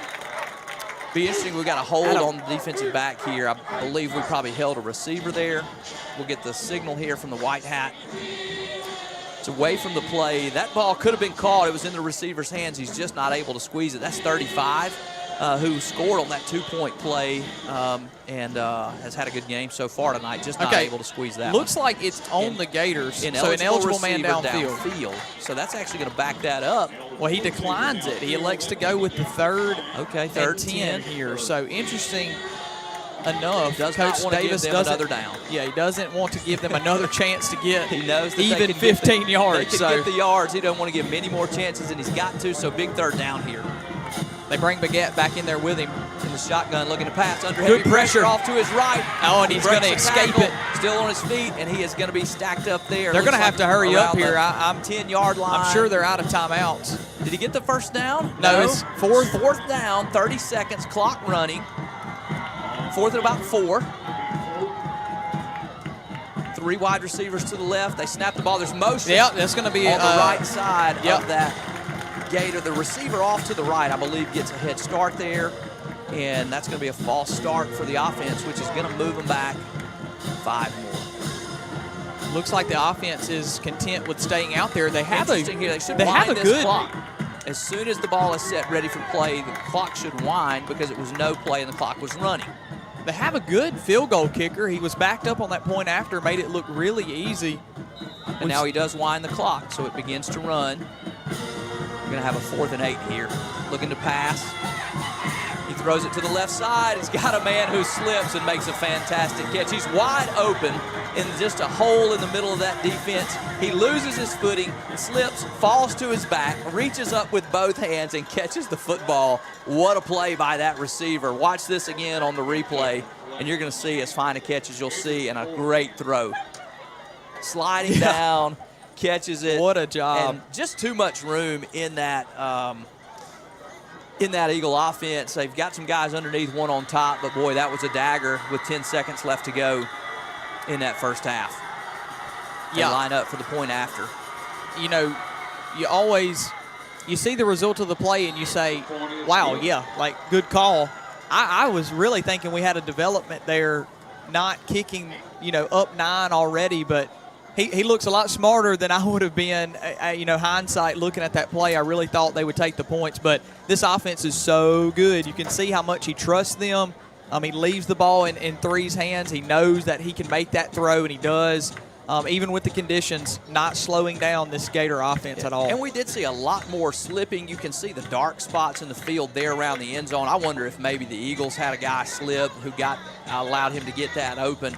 Either way, he slips too, makes a fine catch, and the result is it's 29-13 with just about 10 seconds left to go in this first half. We talked about the Eagles wanting to get out of that half just down, technically 2 scores because of the extra point, but now it's even more as that ball is kicked out of bounds. Yep, looks like the Eagles will come out here for these 10 seconds. Clock won't run. It wasn't touched. So that penalty is the same penalty the Eagles get when that ball rolls out of bounds on the kickoff. Got to be touched in play before it rolls out of bounds. So Eagle offense will come out here for what I would imagine would be very uneventful. Don't want to commit the same mistake you just made going into the half. I would imagine a handoff, maybe a keeper by Reed, lay down, get to the half, and really focus on that first drive coming out of the half with a chance to, with a touchdown and 2, get you back within a fighting chance. That's so right. You got to jump back into this football game, and you got to do it on that first possession of the third quarter. Be interesting to see what the Eagles do here as they try to get this spot right. The chain gang trying to get everything lined up, and now I believe they have it. See the Eagles break. I really wouldn't be surprised to see them just take a knee here. They may give it off. They may chunk it. I mean, they may have something going, boy. But I would hate to see another interception here. Does look like they're going to line up 2 wide receivers to the right, Reed in the backfield. He is going to look to pass. He's got pressure. He throws it out to his right, and that ball is a little overthrown and going to be an incomplete pass that time. 26 for Gautier, jumping up and down, wondering why he didn't catch that football. He just kind of underplayed it a little bit. If he takes 2 more steps and drifts back, he's got a chance to catch that ball and run for a little while. Coach Davis maybe trying to break something big here. See Brian Davis coming back onto the sidelines. He has definitely been their playmaker here in this first half. Yeah, you got to know that this is a conversation that you're preparing the offense for as well. This ball could very well be intercepted, but to wrap up would be huge. Not going to be enough time to run a play if they get the interception. You'll see a timeout here by Coach Davis. He'll use his last one. Can't take them with you.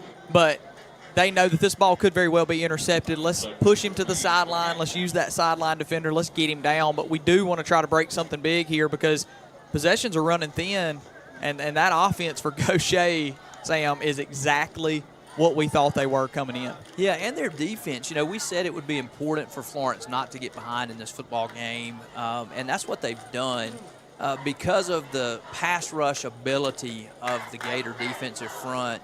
It really puts you in a hard spot, and you can see they are getting pressure on Luke Reed. Now, he's played a whale of a game tonight. He has. He's made some great throws, but he's had pressure in his face almost every play. And when they are able to kind of just pin their ears back and come at you, that's tough. And it's something that Florence doesn't do a lot of. And so it's kind of out of character for us. It's right where they want us, and so we'll see how that develops as the game goes on. They come out again, 2 to the right with Reed in the shotgun. Quick off to his right. He's going to launch this one out to his right, kind of a jump ball there, and that one is picked off. Yeah, but no time left on the clock as he goes down on his back right there. And so that's going to bring us to the conclusion of this first half with the Gators up 29-13.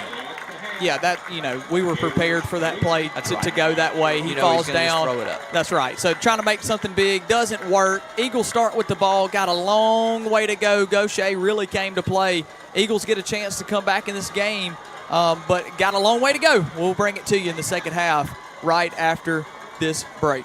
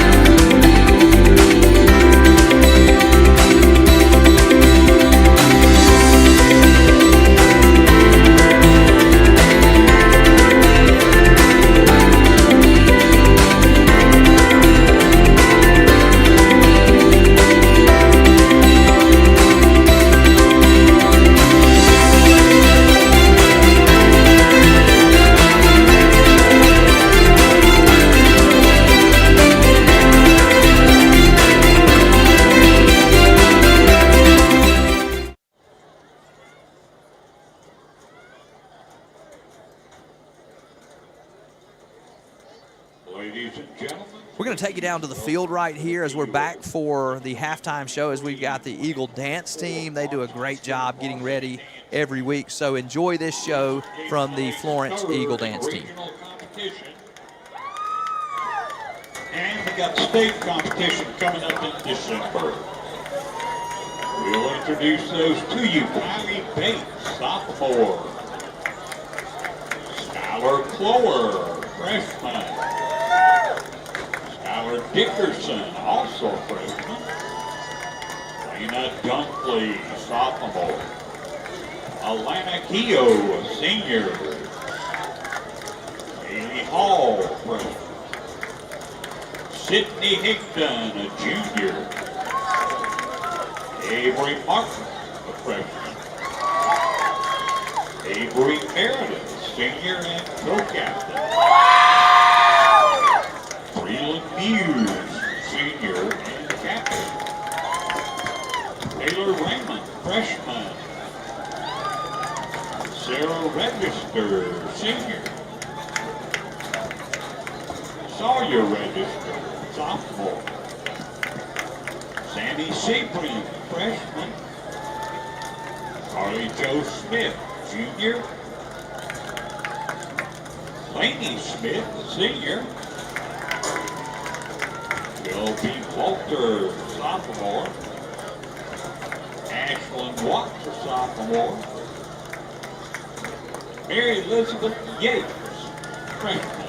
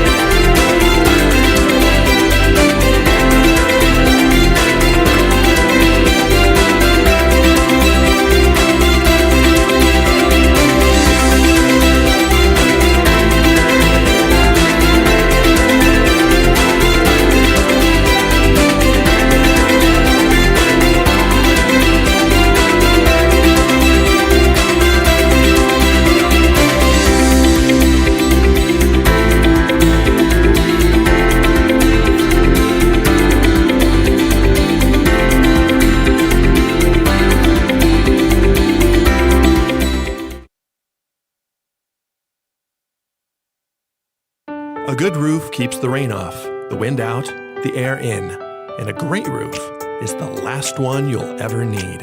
For over 40 years, Strength Roofing and Siding has been Mississippi's leading commercial and residential roofing company. From shingles to metal roofs, we take care of what's over your home so you can take care of what's inside. Because this is more than just a roof, it's a feat of strength. Strength Roofing and Siding. Call for a free inspection and estimate today.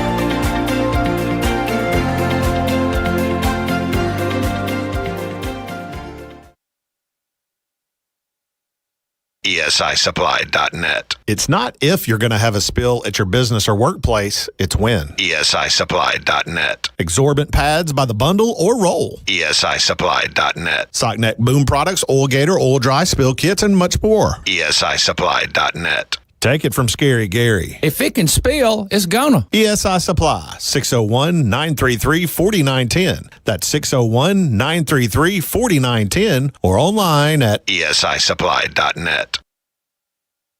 Come on, we're gonna be late.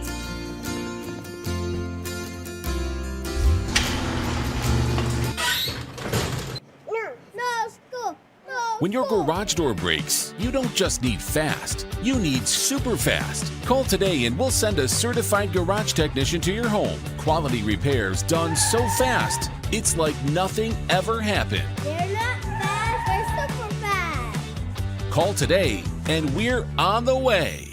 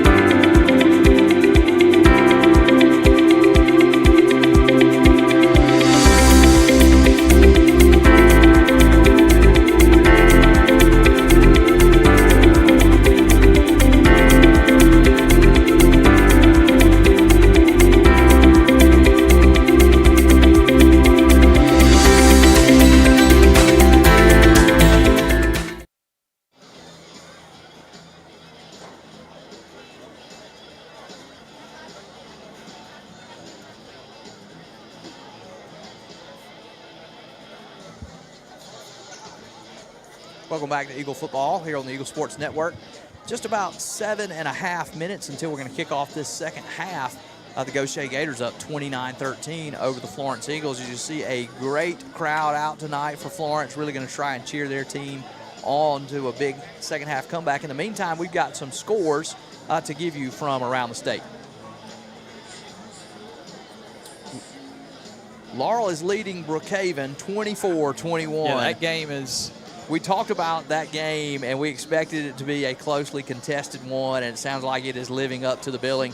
If you've never gotten to watch Xavier Guyton run the football for Brookhaven, he is fantastic. He reminds me of Baguette a little bit, but imagine if he was like 6'3". Yeah, this guy but he's a bigger back. Is fantastic. I think he probably goes 6'1", probably 200 pounds, and is lightning in a bottle. Fast. Wow. All right, what other scores have we got to give you from around the state? And West Point and Holmes County in the second round of 5A in the north half are tied at 14. We talked about that game. Holmes County, a team that we are very familiar with, played them very close early in the season. I think that was a 2-point ball game that Florence came up just short on, had a chance. Florence actually scored to take the lead in that game with maybe 2 minutes left. A minute, but that offense, it was too long. And that was too long as Holmes County went down and scored to take the lead, and then scored a 2-point conversion to go ahead and take that win. And boy, that was a great football game. And we hope we are going to bring you a great football game maybe here for the second half. Florence is going to get the football back to start this third quarter.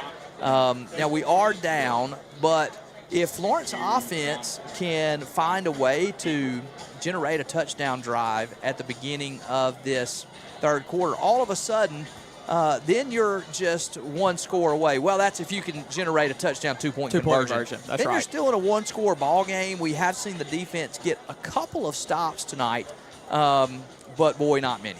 No, I've said it once, I'll say it again, because I want to give these kids credit. We knew that Gautier had an offense, and it's one thing to hear it. It's one thing to watch it on film.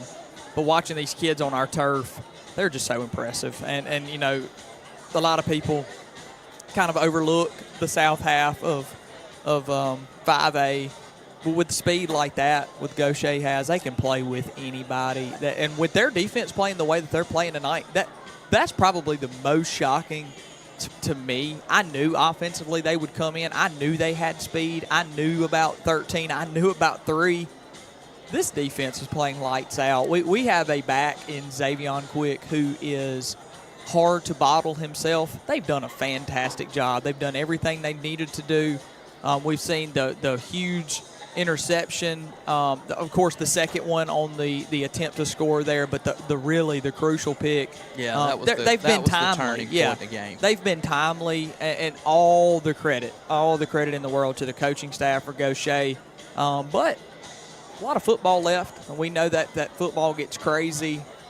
Certainly, we're hoping that this game can get close and competitive because we've had that type of season. We want to see if this is it, then man, we want to see us give it everything we got here in the second half. We know that they can quick strike. We know that they can put this game out of hand really quick. We want to see our guys fight in because that's just the type of season we know that they've had. So be interesting to see. We'll know right here, first drive, Florence gets the ball, what type of second half we might be looking in. Yeah, and I'm really, I'm expecting to see Florence be able to generate something. Now, they were able to move the ball with the pass most effectively out of the shotgun.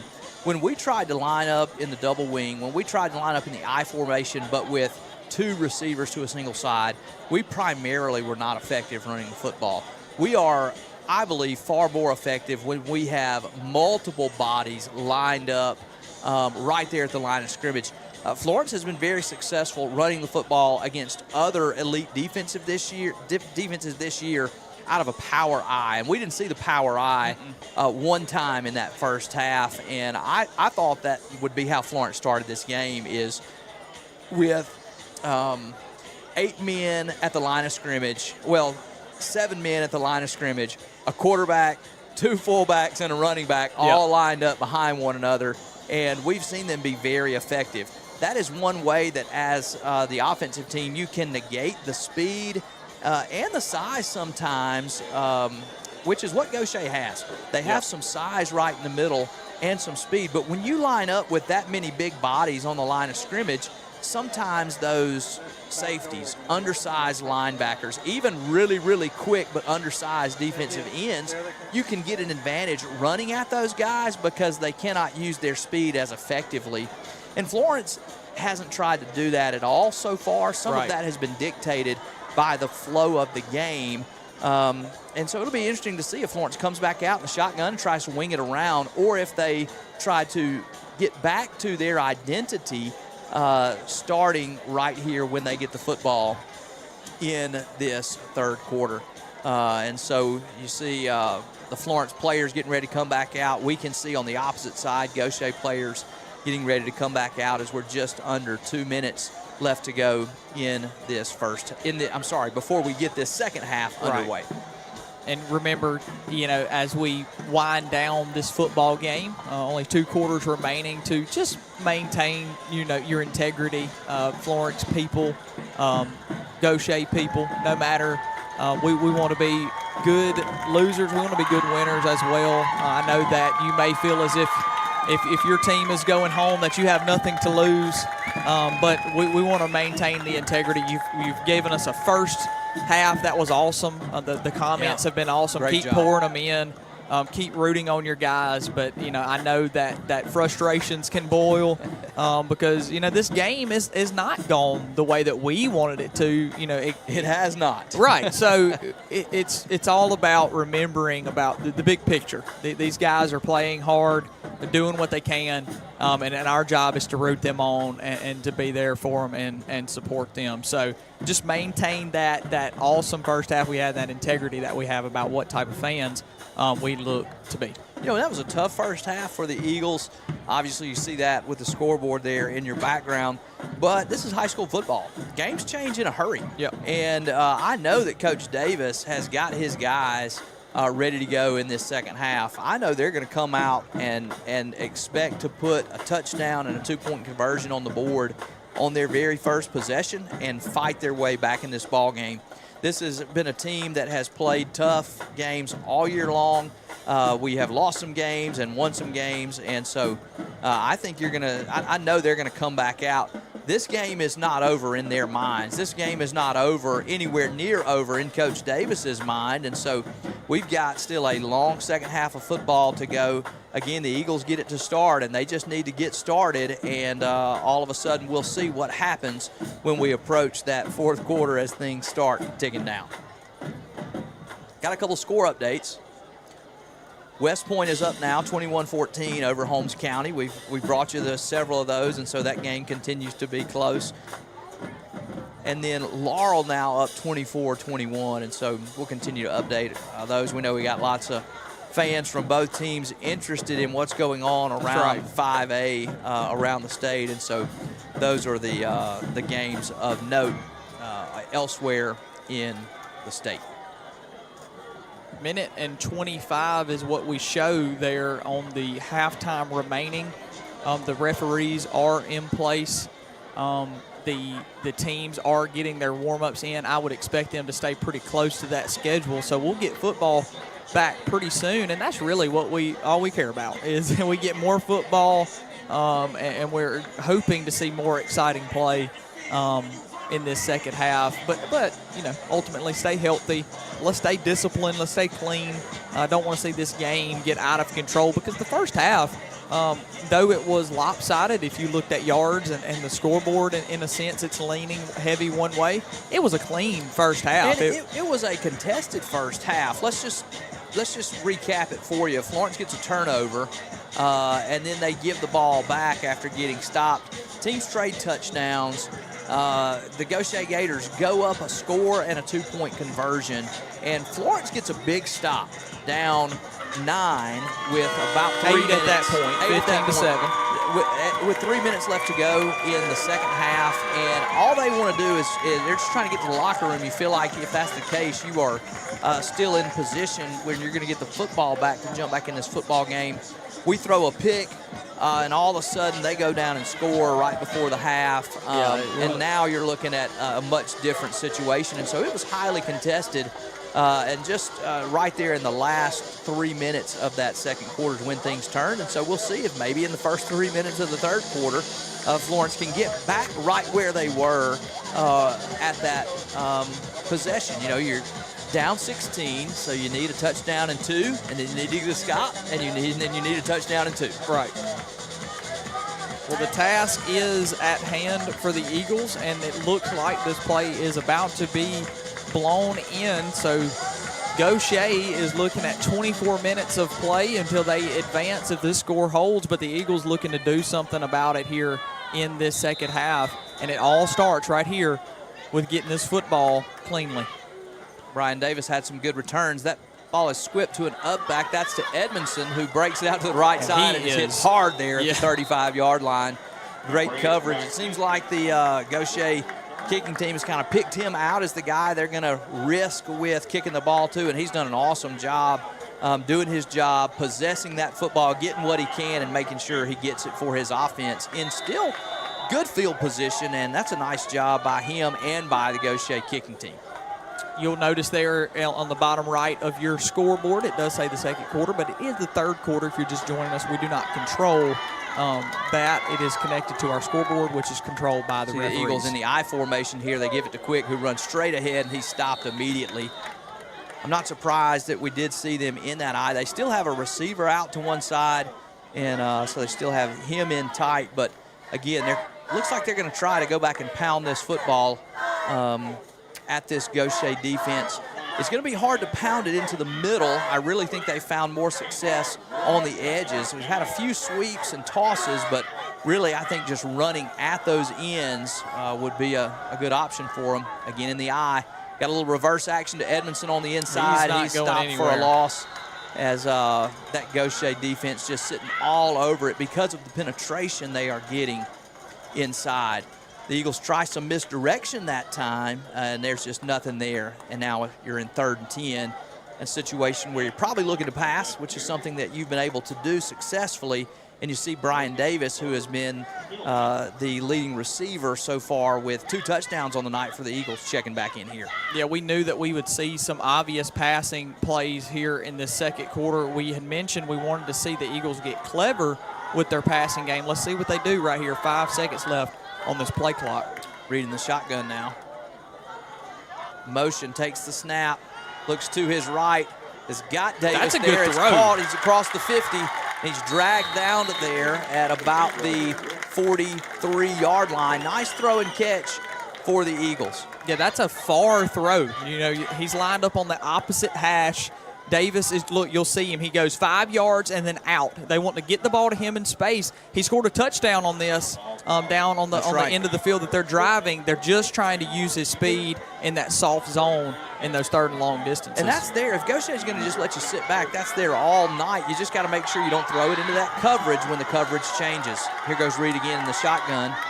Does give it to Quick off the left side. This time he's got a little more room as he stays on his feet and is there's that offensive across line. the 35-yard line, and looks like he's got enough for the first down.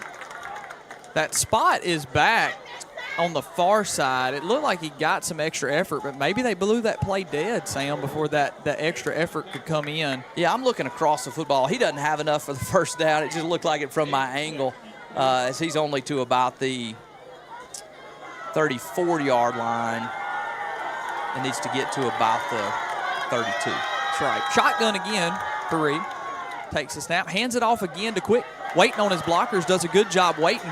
And look, I mean, just look at the power. This time he is going to have enough for the first down, I believe, as he's right up to about that 33-yard line. Looks like, well it looks like the down marker and the first down marker are going to share close quarters for a moment. That's going to be 3rd and very, very short. So, listen, a lot of white jerseys responding to the football. This is what they wanted to do. Well, I'm just looking at that yardage line. I think he was really all the way up to the 32, and tough spot there for him on that replay. Maybe our camera view is not straight down the line. Anyway, 3rd and short, ball's on the ground. And the Gators have it. Recovers. Second time we've seen them exchange a fumble on it, and that's going to be a huge turnover, just something you could not afford there for the Eagles. You had a 4th down and 1 play, maybe a 4th down and short play early in the football game, and you have a fumble on the exchange, and now on a 3rd and 1, you have a fumble on the exchange.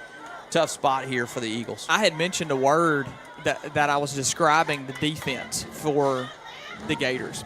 Timely. They've been timely. And you know, even when the Eagles have been able to move the football, they have just stepped in and made plays. When we fumbled the ball, they're there to get it.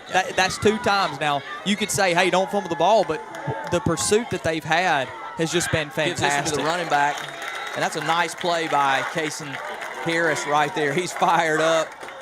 He's a great player, made some big plays, and he makes another one right there. So a little fire. Eagles showing they're not done yet.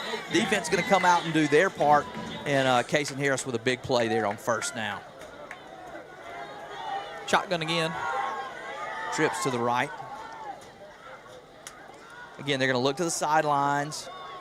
They're going to let this clock run a little bit. He's taking his time. Now he takes a snap, throws it out to his right, has a man out there who's still on his feet, breaks the tackle. Yeah, he actually helps us there by cutting it back up the field. So that'll bring up. But that, once again, the quarterback doing a great job of getting the ball out of his hands quickly. That is what we've talked about in this passing game is he don't want to hold the ball very long. He wants to get it out. The Eagles are giving him that cushion. He's taking it. So good job, and hats off again to the Gators. 3rd and 4 here, and the shotgun trips to the left. They've had a hard time stopping this offense. He throws it well, and when it's not there, he pulls it down and runs it. This time he looks to pass, throws it across the middle. And that ball's intercepted. Leighton Boykin. Off the Eagles respond. And Boykin is there to catch a ball out of the air. Speaking of timely, that was a timely turnover. 2nd interception for the night for this Eagle defense. And all of a sudden, you've got a chance to get back in this game.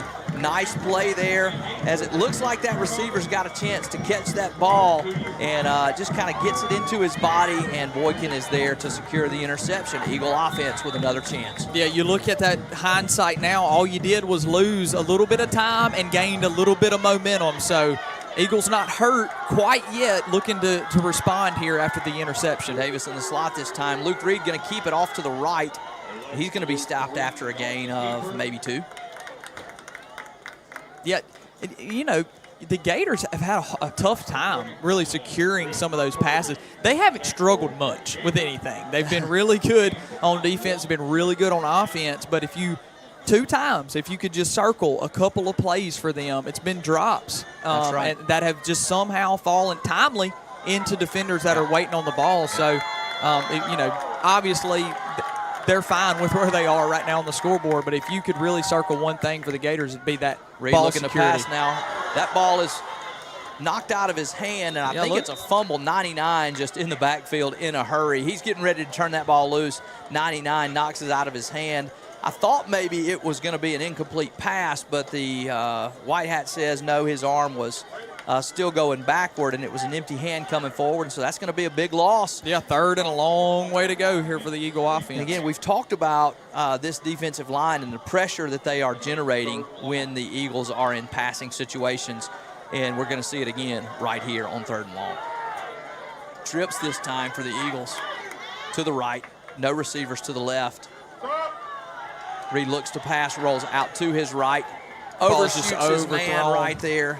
Has Edmondson open just beyond the 40-yard line, near the 1st down yardage, and just throws it a little high. Be interesting to see if we call for the punt team. You hate to get too far behind in this game, but it's hard to go for it on 4th and 15. From this spot, yeah. From this spot on the field. We know what type of offense we're up against. Your defense was able to just get us a stop, so we will see again. Interesting formation here, and we've seen them come out with a little different formation one time on the punt previously. Looks like there's a little confusion from Davis about where to get lined up. That's Kane Ashley, a backup quarterback who's going to keep to his right. Now look to pass, and he has nothing It's going to be stopped back there all the way that's at their own 42-yard line. A little fake attempt, as we talked about. You hate to give them the football back. Yeah, and that play just never looked like it had a chance. Not a huge fan of the call. If you want to go for it, just go for it. You know, trust the guys that you called your start. That we knew when we saw the backup quarterback out, not your typical punter. Probably something up right there, and it really never looked like the Gautier defense was fooled. They kind of just stayed in a safe defense, and so they're going to have the ball back, 1st and 10 from the Eagle 43-yard line, up now 29-13. Takes the snap.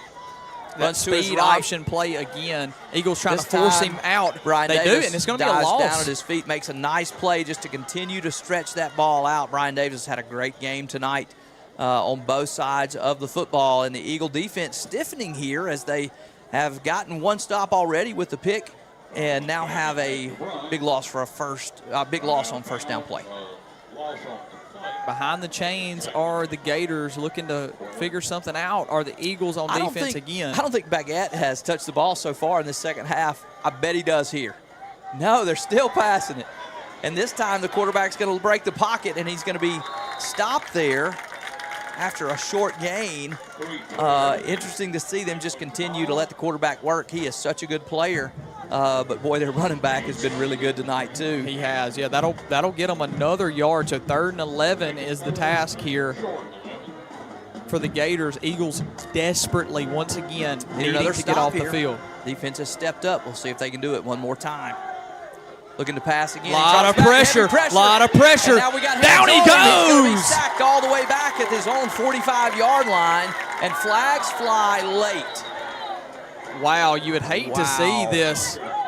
Wow. The Eagles were excited about the play. I did not see anything that looked egregious, but I think, it's going to be a sideline warning, actually. I think I thought this was going to be something after the play. I did, too. It's going to be a sideline warning, and that makes more sense. That's against the Gators as well. Yeah, it was against Gautier's. Great play. I think that is looks like Ronnie Ronnie gets there first. They send an all-out blitz right Avery there. gets a hand, and then he and Kason Harris do a good job of just keeping him. We know what type of escapability he has. It doesn't matter that one guy got a hand. Great job. Not enough. It takes all the red jerseys that time. Eagles playing in punt safe right here as they don't have a return man. Got a safety back. He'll take he is going to punt this football. The lefty, heavy pressure. The lefty punter will get it off. Ball's going to bounce at the 25. Take a good bounce for the Gators. Be down all the way back around the 16-yard line. So nice stand by the Eagle defense for the second time in this third quarter, but the Eagle offense is going to have to find a way to get something going. Down 16 with 4:45 in this third quarter. Fast pace of play here in this third quarter. Already 4:45 left. So the Eagles with a chance, couple of stops by the defense with a chance. Once again, the task that they had coming out of the half to get some points on the board. Back in the I formation this time, twins to the right. Reed under center. He does give it to Quick, who breaks a tackle and has a short gain on the play. Gains maybe 5 yards, so that would be one of the better first down plays tonight for the Eagle offense, as he's a little slow to get up. Now he finds his way to his feet. Yeah, just tough running. The Gators have not let it just be easy when it comes to running between the tackles. They've done a good job all night. They have not let him get into that secondary very much. When he has, he's been tough, but they've got some really strong defenders. They give it to him again this time, and he's got another nice gain. That ball's loose, and it's covered there by Braden Gazazowski, and that's a great heads-up play. Xavier Quick is incredibly sure-handed. I don't know how many fumbles he's got this year, but for the number of carries, it is not very many. That's right. And that's a great recovery there, as that's going to give the Eagles a first down. Nice to see them with some success running the football on the ground here. right. Stay Just in the I needing- formation this time. You know, Swings to the left. we mentioned it's hard to be yourself when yourself, is not good with playing behind, but the Give Eagles. it to the fullback. Flags fly on the near side. I think we're going to have an illegal procedure. Maybe an encroachment, actually. I think it's going to be encroachment on the defense. Hard for me to see. No, it's illegal procedure. I was hopeful. Maybe. It's hard for us to see. It's hard for me to see. I was wishing and hoping maybe. But that's going to move Florence, again, behind the chains to a 1st and 15, a position that, because of the style of offense that we play, is just a tough spot to put us in. Yep, just a quick score update. West Point has now gone up on Holmes County by multiple scores. It's 28-14. Wow. So momentum, from what we can tell on the scoreboard, swinging towards West Point. So that interesting development in the north. Back into the double wing this time for the Eagles. They give it to the motion man, and that's Quick, who breaks one tackle, but there are a host of white jerseys there to greet him right back there at the 20-yard line, and just not a lot of room to run. As you see, the speed and pursuit from these white jerseys from Gautier have been tough to deal with all night long. Xavier Quick still breaks 3 tackles on the play. Right. But it has just been that kind of night. Put 4 no gain. That's right. It's been that kind of night. The Gators came out with a game plan, and they just won't let up. It's just been such impressive, honestly. If I could say, they've looked solid it's all just night. been very impressive. I said at the half they were my most intriguing part of the first half, and they continue to do so here in the second half. And double wing again. This time they fake the motion. Reed looking to pass. Pressure. Finds Quick out over the middle. And he is going to be tackled there at about the 32-yard line. And so you can see all of that. It looks like a really great play by Reed. Nice catch by Quick, but it amounts to a gain of about 4. And it's going to bring up a 3rd and 6 for this Eagle offense, desperately needing to find a way to continue to convert and find a way back into this football game. That's a sly play-action play there. We've seen Edmondson score on that play. Watch him go over the top of Eldridge. That play's just long developing. The Gators are there. But what I want to say is good job by Luke Reed finding somebody underneath, not taking a no gain there. Looking to pass again. Rolls to his right. Under pressure. He's going to go down there as he gets caught from the backside. We've talked about the speed of this Gautier defense. Hard for the offensive players, and Luke Reed back there, as he's got guys kind of coming from everywhere. He's trying to buy a little time, nowhere to go with the football, and suddenly somebody tracks him down from the backside, going to bring up 4th down. They'll bring on the actual punt unit this time. That's right. This is the punter that is in with this unit this time. They do have a return man. He rolls to his right, and now he's going to punt this ball. Nice punt ball there. is knuckled. Hits at the 40, takes a nice hop all the way down to the 29-yard line of the Gautier Gators. And so that's where that ball will rest, and that is where the Gautier offense will come back out up 29-13 with 56 seconds left to go in this 3rd quarter.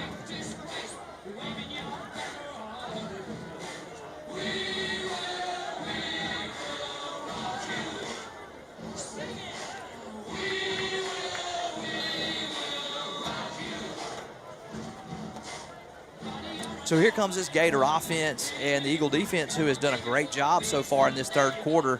See if they can get another stop. As the Gators now 5 wide, quarterback all alone in the backfield. Now the running back motions in. He rolls to his right. He's got a man going over the top, and he just throws this one away as there's heavy pressure. And the Eagle defense wants an illegal grounding call. He's out of the tackle box. So he can, as long as it's past the line of scrimmage, that's right. He can throw it anywhere he wants to. And so I understand him wanting that call, but because he's rolling out on the play, that's right. All you have to do at that point is get it past the original line. He can throw it into the stands if he wants to, as long as it's past the line of scrimmage. Yeah. Good coverage on that play, as they were really looking for the guy over the top, and the Eagles just had him covered. We had seen them do that motion with Baguette going with that screen play. He'll get the ball here. It's time they give it to the running back. And he's wrapped up. So Eagles nice play by doing Casey here Harris early in the second half what they really wanted to do to start the game. So you got to credit the response here by the defense in the second half. They've done a good job. Casey Harris is special. We've called his name a number of times. That's right. And he's had a big second half here, and the Eagles defense continuing to do their part. Gautier being a little more deliberate now with that play clock as it ticks now near the end of the 3rd quarter.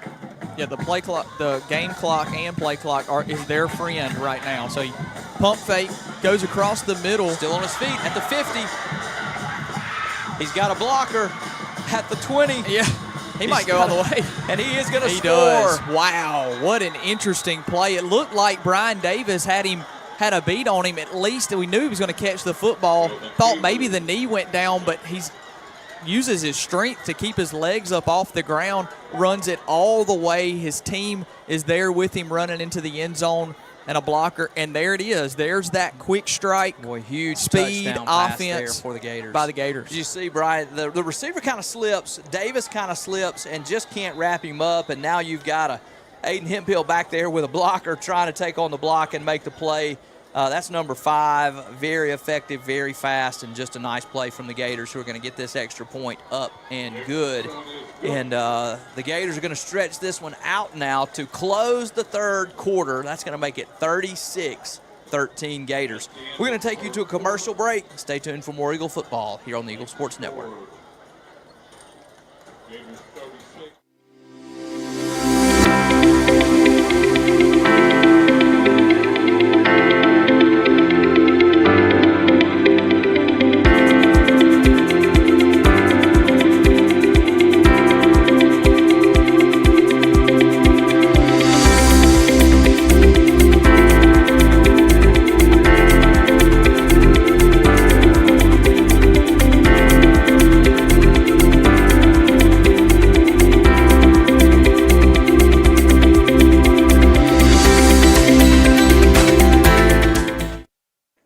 Welcome back to Eagle football here on the Eagle Sports Network.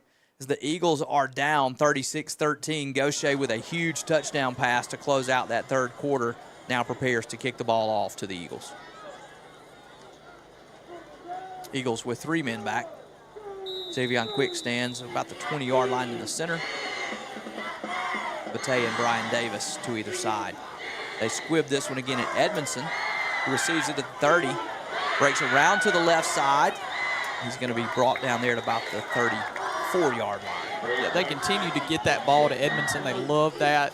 You can tell that they saw something that they liked and have continued to go back to it. But he's been sure-handed. Yeah, he's done his job. He's done his job, and, he's tried to extend those plays. There's not much there. So, Sam, this is, as far as the defense goes here in the second half, I know I had mentioned it earlier right before that touchdown. I'm going to mention it again because it still holds true.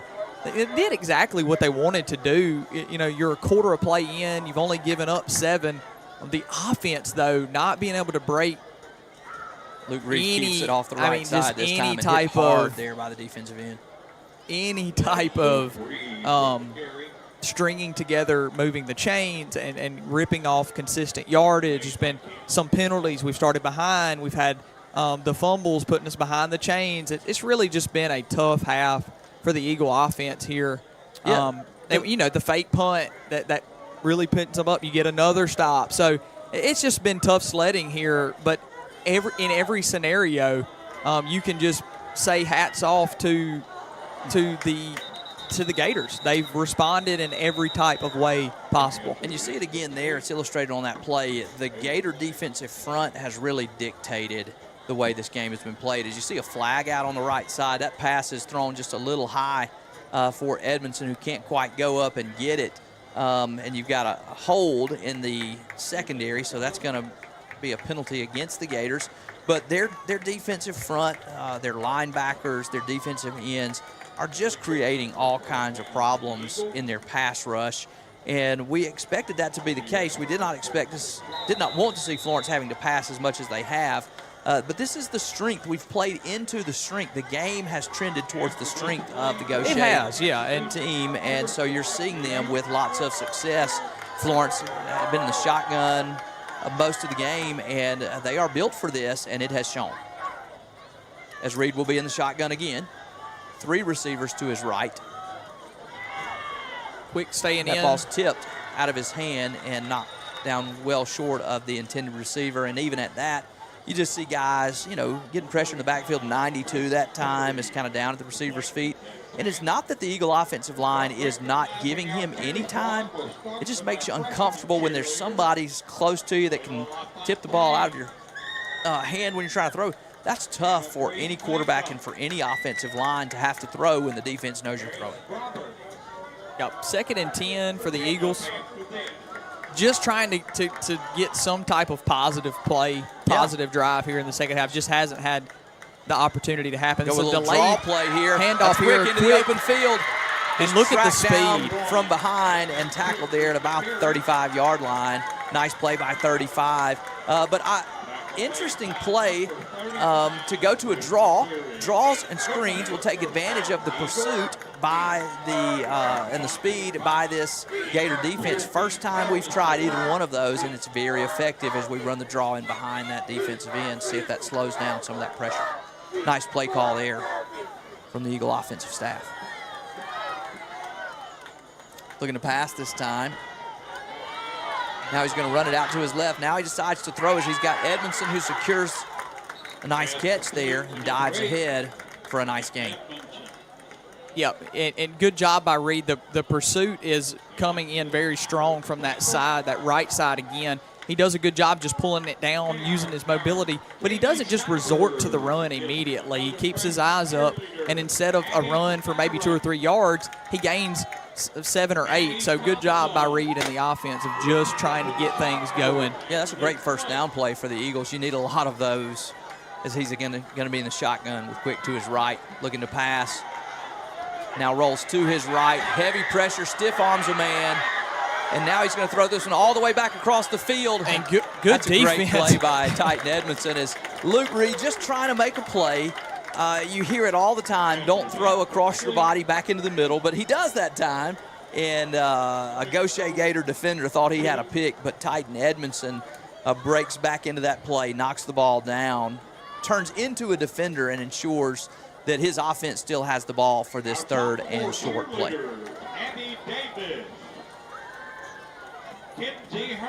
Third and very short, 9:39 left in this ball game.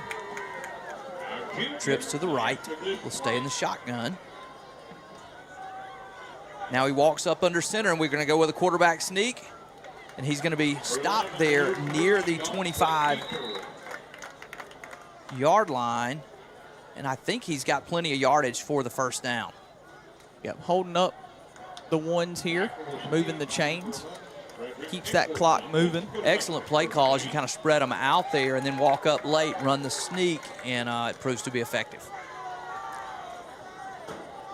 See the formation again, trips to the right. Brian Davis still in the slot. Reed gets the snap, looking to pass. Got a man all over him, and that ball is caught. Oh, it's going to say he said it hit the ground, and I think he may be right. We'll see if we can get this on a replay. That ball is caught. Nice throw as he's under pressure. Davis slides, and we'll see if the ball just bounces off of the ground. You see the pressure there by the Gators. Wow, looks like his hands might have been under that football. It's tough to tell. In live action, these referees do not have the benefit of that replay, by the way. That's right. So this is not SportsCenter, ESPN, or the like. We're the only ones who see that. So it's just a bang-bang play. Eagles now got to convert. They give it on the draw play again to Quick. He's going to have a nice gain on the play, but again, you see him running a long way and having to break tackles just to get a short gain. It's going to bring up 3rd and about 7.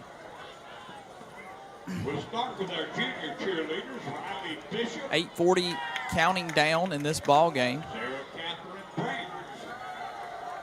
Reed in the shotgun again. Looking to his right. He's got a man. That's a good throw. Edmondson. Good throw and catch there. Edmondson, this is probably Titan's best game of the season. I think so. He is really, now granted, we haven't had to pass the ball as much, but man, it's nice to know, that Titan is a guy, that can get open, find spots in soft zone, and Reed has been really timely with him tonight. Just a great throw, throws that ball right on time as he breaks into the window of that zone, and Edmondson makes a nice catch. Get him another first down. Now you got a chance to throw this one in the end zone as Reed has time, throws it out to his left. Oh, and that ball's almost intercepted again. If number 9 can secure that football, he is going to go the other way. Now, Brian Davis is going to chase him. I don't know number 9's speed, but he's going to have a big head start. Was, yeah. So Eagles fortunate there. That's a long throw across the field and goes off the defender's hands. Going to bring up second down.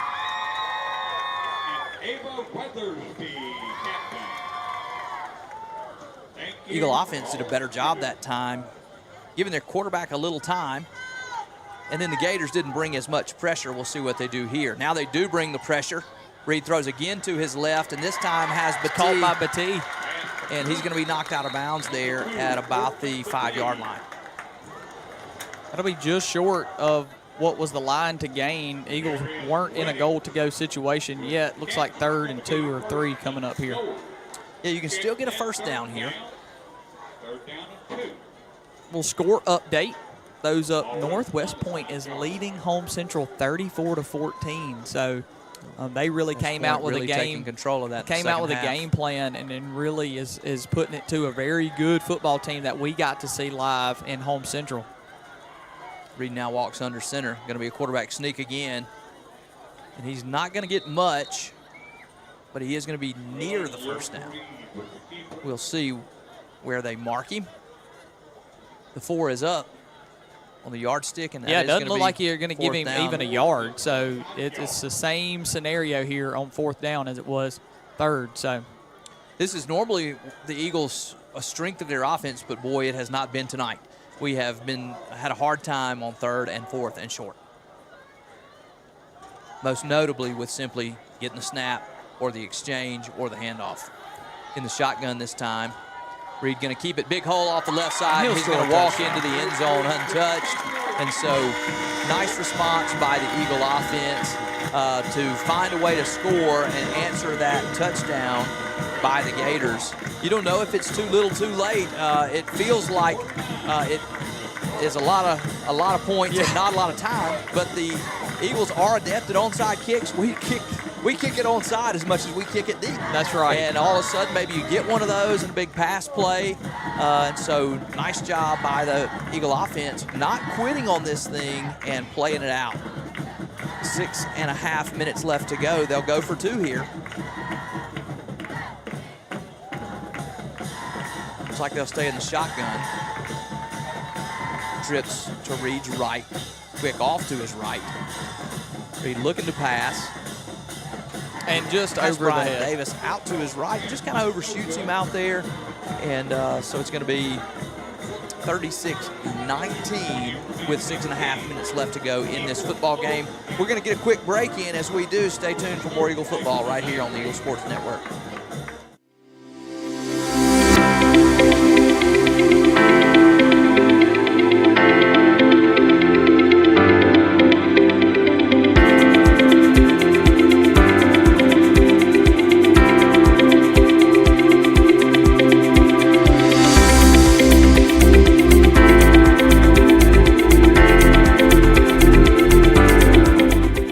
Eagle football here on the Eagle Sports Network. Eagles down 36-19 with 6.5 minutes left to go in this 4th quarter.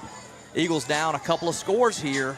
We expect to see an onside kick. Looks like the Gators are ready for it, as they do have 2 deep men. Have the rest within about 10 yards of the 50-yard line. Now they walk up to within 5 yards. Eagles with 2 men out to the left and everybody else huddled up around the football. Boykin does kick it to his left. That ball takes a high hop. And it is fielded by number 6 by the Gators. Nice job by their hands team. A little excitement as it took the hop you wanted. The Eagles just not able to get down there quite quickly enough to collect it. So the Gator offense will come back onto the field here. Have the ball at their own 43-yard line. And here's where you would expect to see the Gators begin to run this clock, although that is not something they have demonstrated that they are going to try to do. They may just continue to run their offense, which has been very effective all night long. They do stay in the shotgun. 4 wide, the quarterback does give it to the running back, and he is going to be tackled there after a gain of maybe 1 on the play. Nice play by that Eagle defensive front. I believe that was Kason Harris. Again, on that tackle, he's had a nice game. That might have been Landon Boykin. He and Kason Harris, I think, as Harris holding that left arm. But he's had a nice game tonight and has made several plays. Only 6 minutes. That's why you see them kind of sit on this ball. Only 6 minutes separate Gautier in the next round of these playoffs. And, we just cannot, in what it looks like. It looks like we're going to have a timeout on the field. Now they say, no, we're not going to have a timeout on the field. A little confusion here as the play clock runs down, and now they reset and wind the clock. Now that is something I'm not sure what there would be an explanation for. You can't run 25 more seconds off the clock after it ran down and reset with no explanation. Not that it matters at this point. No, it's not that it's but that is crucial, but it was definitely interesting to see. Ball's on the ground there as they run a little speed option right there and pitch it out to the right. He pitches it slightly behind his running back, and so that's going to be a big loss on the play. Yeah, and I was just saying, Coach Davis wants that explanation about, resetting. He's finally getting a conversation with the White Hat. We just can't say enough. I don't want to – anything can happen, but at this point it looks like we know what's going to happen. This will be the last 4 minutes of Eagles football this year. We only got 3 timeouts. That's right. There's only so many times you could do something, and that's not even factoring in what they could do as an offense here. But I just cannot say enough about both of these football teams. Florence doing exactly what they felt like they could do this year, and that was win their district. That was win some playoff games. We handled Wayne County the way we thought we should have. And it sets you up in a situation in which you felt like you could make a run. And you look at Gautier, who ran through their district until that Laurel game. The only blemish they had in the district was against Laurel, who is, as far as I know, I can't get a score update there, is leading that game. So looks like they could be up for another rematch. There. That ball is over his head. He's going to have to run back and cover it. Now he's just going to have to carry this. He's got some room. Now he's going to be stacked up and knocked off his feet all the way back at the 30, at the 20-yard line. And so a little fortune for the Eagles here. We'll take whatever we can get. But to your point. Yeah, Gautier, the only blemish they had it once district play hit was that last regular season game against Laurel. Looks like, we could be up for a rematch there. But they've had a fantastic season. They have such unbelievable talent that we knew about coming in. When we know about you here in small-town Florence, you're making waves in Mississippi football. And Baguette and Irvin and all these guys were just as we thought they would be. 99 right there on the defensive front, just what we thought he would be.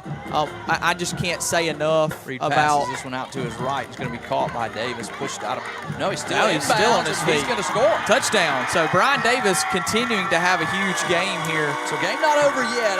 To your point, Gautier is a fantastic football team. They are, and that's what that means. Gautier is a fantastic football team, but there's still a football game going on. That's right.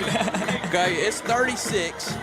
And they have put a whole bunch of points on, but Florence just put 6 more on the board. And I'm not a math major, but I think that's going to make it 25, and we're probably going to go for 2 more, which is going to make it 27. And we've talked about, hey, anything can happen. You score, you get an onside kick, and so you got to go get 2 right here. Florence gets the snap over the punter's head, and they get a big play, and then they turn around and make a pass into the end zone, and we've still got football. I know Coach Davis has not written this game off. He's coaching his guys hard. Going to get a sideline warning. Speaking of probably coaching his guys hard, going to get a sideline warning here against the Eagles. But he still wants his guys to play every last second of this football game, and they're going to try to get 2 right here. And we get a little motion there. Going to be okay. We're going to get the yardage back there. Oh, that's going to be on them. Yeah. Good little encroachment here, early motion.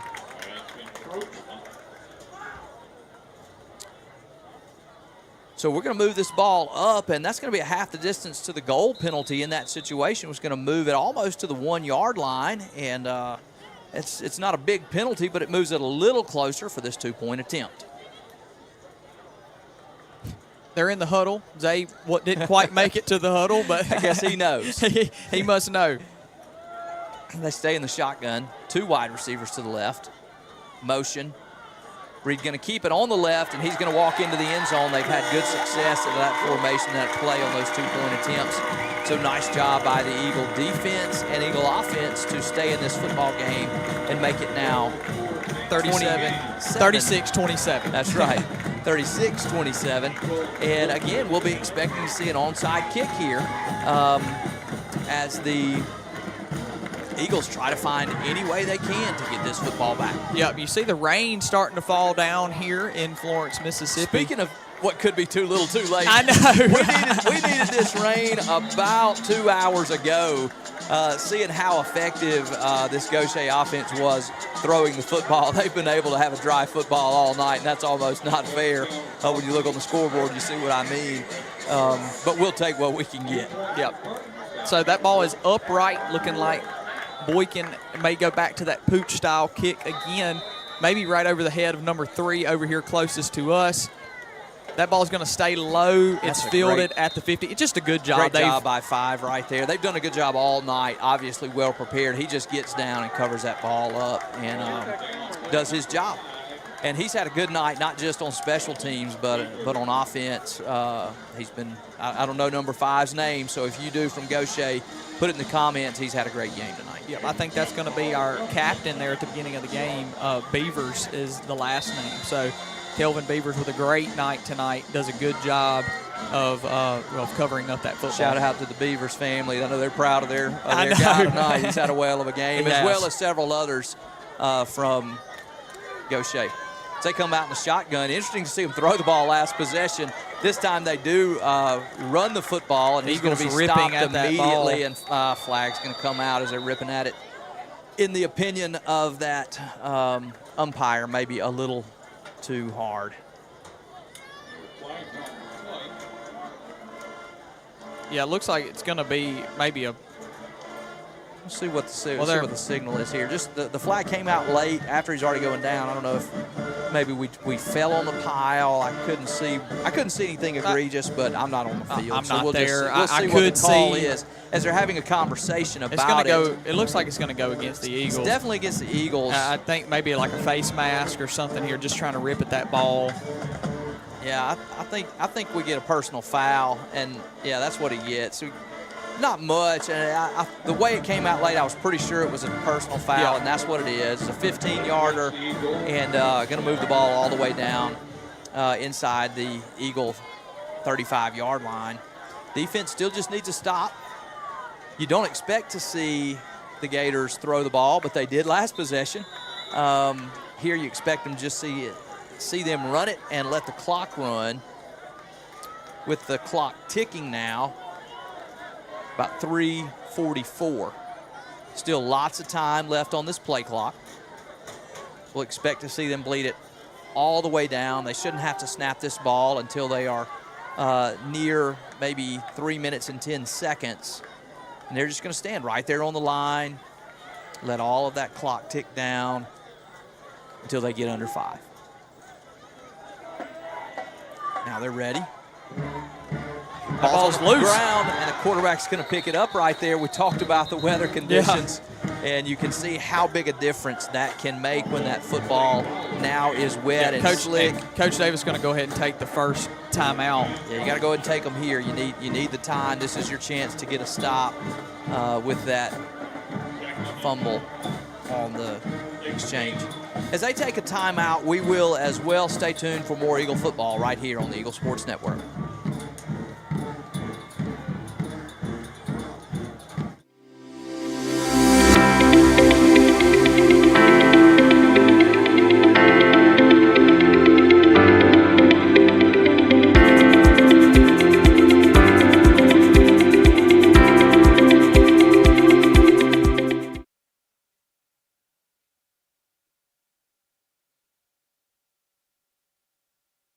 Welcome back to Eagle football here on the Eagle Sports Network. Shout out to Millie Vanilli blaming it on the rain. We're just trying to give credit to the Gator offense as they've been effective all night long, and now they give it to the running back who is charging ahead. Going to be stacked up after a short gain right there, and that ball's loose. I think he And was they're gonna down. call him Yeah, down. I think he was down. Yep. And if Davis takes a timeout right if there. Our cameraman David's right above me. He probably has the same eyes on this. You got a Gator player down here. That's the running back. No. Certainly hate to see that. No, we don't want to see. Maybe why that ball popped out. He's kind of holding an arm. And listen, guys, we've made some jokes about the Gators and the rain and Florence and had a good time, but we don't want to see any player injured, especially not at this point in the game. And that running back has had a fantastic night. Not only that, we've watched him on film, and he has been dynamite all year long. And so our prayers are with him as they try to get him fixed up. Great training staff here tonight. That's right. Performance therapy always on hand. Doctors will be available. And so hopefully they're going to get him up here in just a few minutes. And we'll tell you more about that when we come back. But as they tend to him, let's get you in for another commercial break. Stay tuned for more Eagle football right here on the Eagle Sports Network.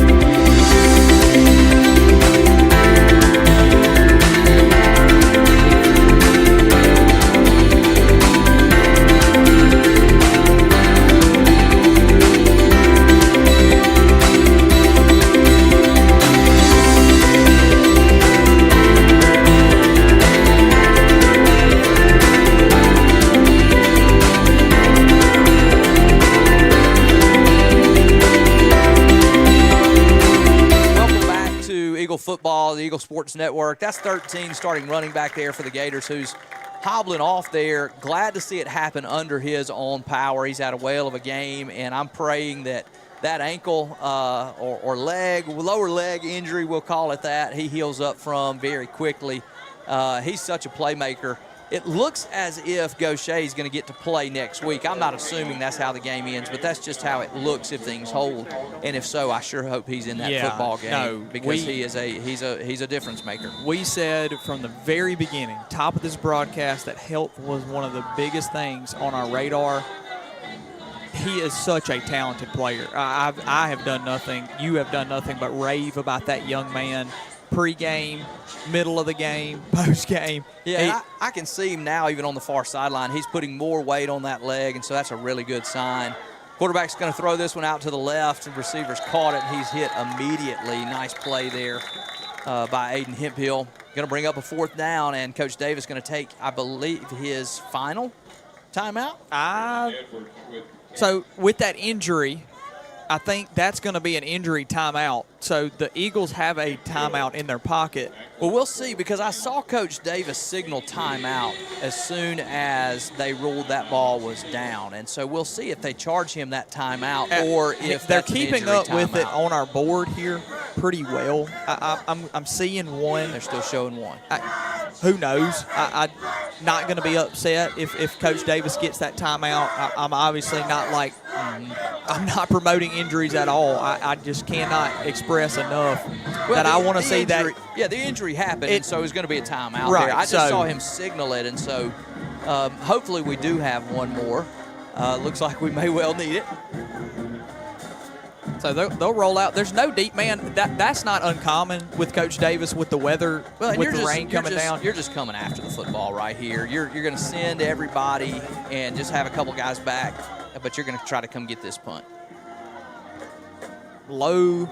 Gets it off. That's a good punt. That ball hits the ground and just dies. Florence wants that ball to roll into the end zone, but that's exactly what you want to do there. Get it off your foot as quick as possible. You know Florence is bringing pressure, and a great job by the punter there getting it off his left foot. I mentioned the lefty a couple times. He's had a couple good punts.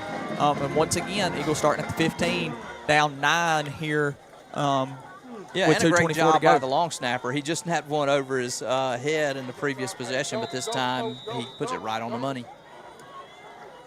Eagles with a long way to go. 2:24. Clock is not their friend. Reed looking to pass. He's got quick, wide open, out the left He catches side, it. He's up the sideline. He's got one man, number 9. Can he catch him? He can't catch him. He's going to the end zone. Touchdown, Eagles. Xavion Quick from Luke Reed for a 85-yard touchdown pass. I told you we still had a football game. The Eagles were not finished. We still have a football game with 2:09 left on the clock. Goodness, what a throw and catch. He's been trying to get on the same page with Quick all night long, and he finally does it. He finally does Had it. a coverage bust right there from Gautier. We run a little wheel route, and the inside man turns him loose. The outside man doesn't see him, and suddenly he's running up the sidelines all along with enough speed to take it to the house. We've got a 3-point game, and the Eagles are lining up to kick this extra point with 2:09 left on the clock. Snap is back, hold is down, kick is up. It's good. It is good, and we're going to have a 2-point ball game with 2 minutes and 9 seconds. Now listen to this. We talked about whether or not Coach Davis had one more timeout. And He that does. one more timeout may loom extremely large right here at the end of this football game. Florence is going to try for an onside kick. But if they don't get it, they can still stop have the an clock one opportunity to get a clock stoppage. Florence will not be Gautier will not be able to just kneel on the football. Yeah, it is unbelievable the events that have occurred down the stretch of this game. You can hear the fans. They're excited. The Eagles are excited. One bounce of the football the right way, and we could be in for some excitement here to finish this thing off. The Eagles, they've been able to get a takeaway on defense. I had mentioned pregame I wanted to steal a possession. We did on defense. I thought it would come with special teams. We'll see what happens See what here. style kick we get. I expect the low one going end over end. He goes It's going straight up the ahead middle. with it. Hey, ball's loose! Oh, and he the jumps Gators on get it. What a play. And Oh, and there's a flags flag coming in late. We may have dove on him late. Wow, what heavy contact right at the point to get that ball to spring free. And if it just bounces the other direction, red jerseys everywhere. Gators fortunate that it bounces the direction that it does on back behind their front line. And so they are able to recover that football. Excellent kick by 31, Hayden Boykin, the kicker for the Eagles. Great execution for that onside recovery team as they get exactly what they want. Just needed the bounce of the football to go the other way, and they don't get it.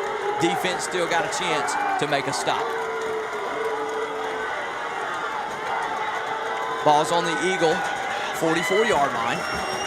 Able to stop the clock one time. You got to know that they're going to run the football. They got to keep this clock moving. They stay in the shotgun, and they run the option to the left. Quarterback going to keep it. He swallowed up immediately, and now you're going to call timeout. With 1 minute and 58 left to go in the fourth quarter. Now that was, we believe, the Eagles' last time. That's right. And so they are out of timeouts. And so it is kind of a clock game. It'll be interesting to see now how much time this Gator offense is able to burn off this clock and whether or not they will have to force a punt or a fourth down play, because with the timing, there's a possibility that this thing could wind all the way down inside a minute, where Gautier could on fourth down just run a play. That's right.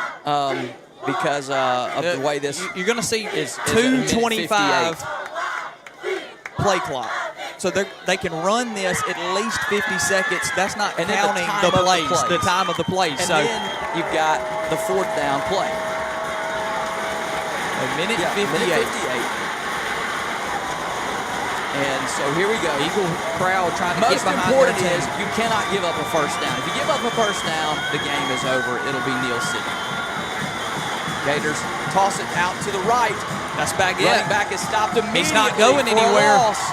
No timeouts here, so we'll see how That clock quickly will you continue can to get run. up. You gotta Pardon get me. up. That's 40 seconds. It resets at 40. That's right. It's 40 So, seconds. So you pardon got to me. get up as quickly as you can.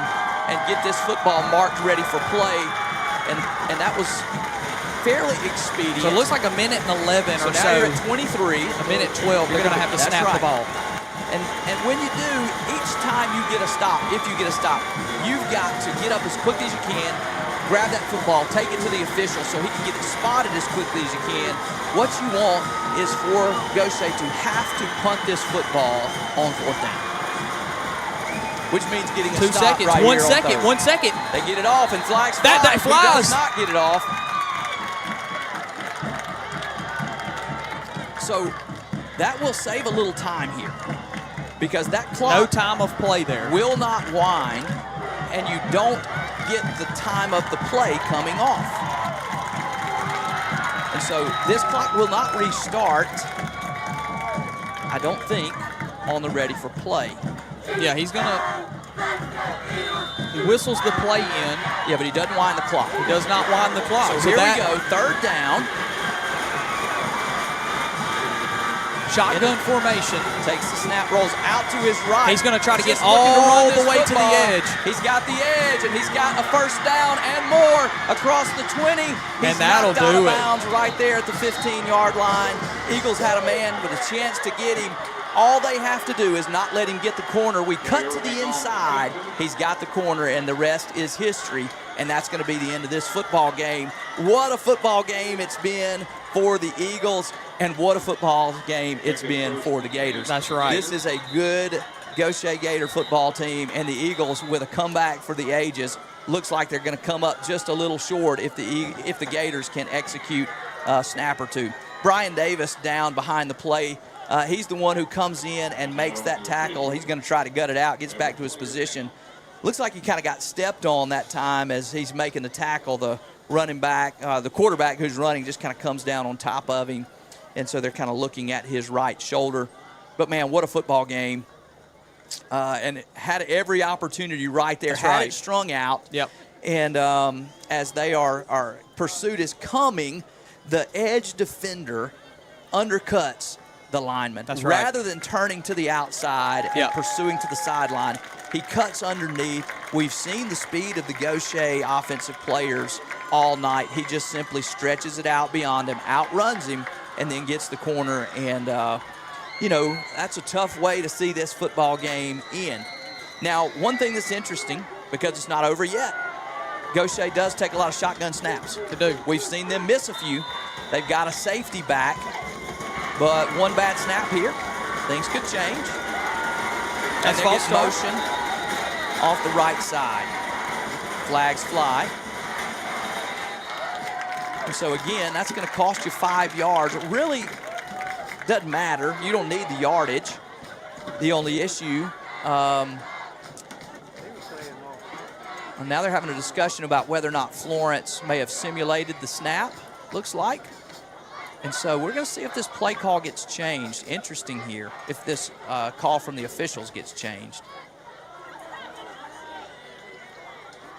And it does. Yeah, it's going to be a delay game. That's some type of clapping or yelling that would be simulating the snap count. Yeah, it looks like I think it's actually an unsportsmanlike conduct. Yeah, that's going to be a delay game on the defense. So just it may have been a clap, it may have been a hut, or whatever the quarterback has been using. The referees will respect that. And be sure to listen to make sure that defense isn't trying to get the offense off. And you see 64 felt like what he heard was his quarterback saying, hey, let's go. He thought he was on the rhythm. Yeah, gets the defense there for 5 yards. Again, the Gators just need to collect the snap here, and there he does and takes a knee. He'll have to do that one more time. And that'll be it. So hats off to Gautier. What a game. And we really felt like, at a moment this game was over, and you could wrap it up. Eagles do everything in their power. You got to just be proud of the guys. And in a second half in which it felt like you got the ball starting and the wind just started getting out of yourselves, it would have been very easy to give up. And I know, there's some comments here about, no moral victories or anything like that. Well, maybe for people that make millions, but these guys played There he does. Get their the hearts snap and out, kneel it. and that'll do it. Gautier moving on to the next round, the semis here in 5A South. Great job. You're going to see some emotions here by the Eagles. Some of these guys have just played their last football game of their high school career, and listen, we got to have sympathy towards that. You know, you got to have sympathy for that. This was a great game. We thought coming in we would see a fantastic game. We saw a fantastic game and then some. It wasn't the way maybe we thought it was going to happen. We really felt like if it was multiple scores, it's not where we wanted to be. Eagles find a way to say, hey, we got multiple scores, we got down, but here we are, we're fighting. It just, that slow start in the third quarter really came back to be crucial. That was really tough. And, you know, Florence loses this football game tonight by a score of 36-34. Now, Florence has lost 5 football games this year. Yep. But one of them was a game to end the regular season that they didn't play hardly any of their starters. And so we're not going to include that one in what I'm about to say. The other 4 football games that they played to win, they lost by a total of 7 points. Yep. That's exactly points right. Tonight, 2 points in 2 other games, and 1 point in another game in double overtime. And so some really close losses for this football team. They've played with some of the best teams in 5A in Mississippi. You took this Gautier team who played for South State last year, going to play for it again this year, down to the wire, 2 points. You played Holmes County, a team that it looks like they're going to lose tonight, but it has been ranked number 1 in 5A all year long. That's right. You took them to 2 points, and so you played with some of the best teams in 5A. And for a team that didn't even make the playoffs last year, that's quite a run. That's right. Yeah, so Holmes County did lose. It We're is just getting final. the West update. Point moves on. They'll play. I haven't been able to get an update in that Clarksdale Lafayette County game, but that's who they will play. The winner of that game will play. It looks like I saw a 31-28 score with Laurel. So Laurel's still leading Brookhaven in that game, but it has been a really tough fight out there as well. So Gautier doesn't know at this moment who they're playing, but they know that they're playing next week, and the Eagles just tipping their cap to a team that came in with a game plan. They got to play their style of football, and, you know, thanks to some really good defensive play down the stretch of the third quarter and beginning of fourth, Eagles able to buy enough possessions to get within 2, but not enough to really make them count to win the football game. You know, you needed one more successful drive somewhere by your offense in there. Your defense played a whale of a game in the second half. They struggled some in the first half, good adjustments. But at the end of the day, just all credit to the Gautier team. That's right. They played a heck of a football game tonight and really had control of this game for most of the football game. Florence able to claw their way back into it.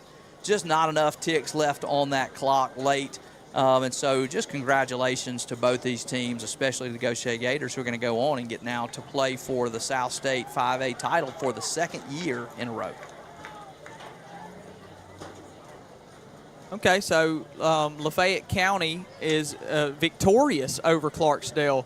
So they will actually be who that West Point will be meeting in that north side. So we're just awaiting the final from one game in 5A, but all the credit to Gautier, Sam, but let's talk about our guys. I mean, this is it, and this is the last football game that the Eagle Sports Network will be calling here in 2023. What a season. I mean, this was what we thought could happen. Well, what we hoped would happen. Right. That's exactly, well, with the exception of we didn't win tonight. That's right. It was the kind of season that we hoped that we would have. You had a senior-laden football team who had a lot of success last year but came up a little short in their bid to try to make some noise in the playoffs. And this year, that was the goal all along, is to take the next step for your program, and that meant winning your district, getting in the playoffs, making a little run. And even though they came up short tonight, that is exactly what they did. They won their district. They got into the playoffs and made a good run in the playoffs and just ran into a tough team tonight and came up a couple points short. But a fantastic season for these guys. Fantastic season for Coach Davis and his staff. Florence was a well-coached team all season long.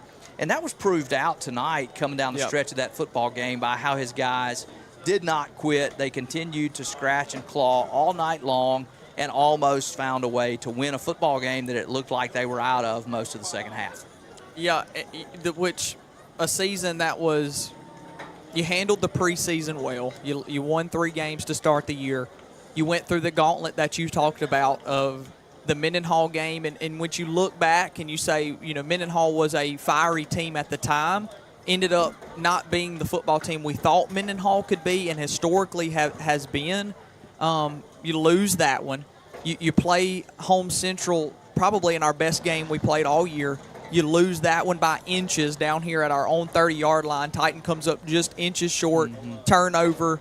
They run the clock out on us. And then you go down to Hancock and play a team who is tough. I mean, that was probably one of the more physical defenses. They got a linebacker out there who is leading the state in tackles. He's up there. And a running back who's built like a fire hydrant. But man, he can run. Well, wow, yeah. And so you lose that one. You come and then you start district play. You handle all the business you need to handle to where you can give your guys time off against Provine.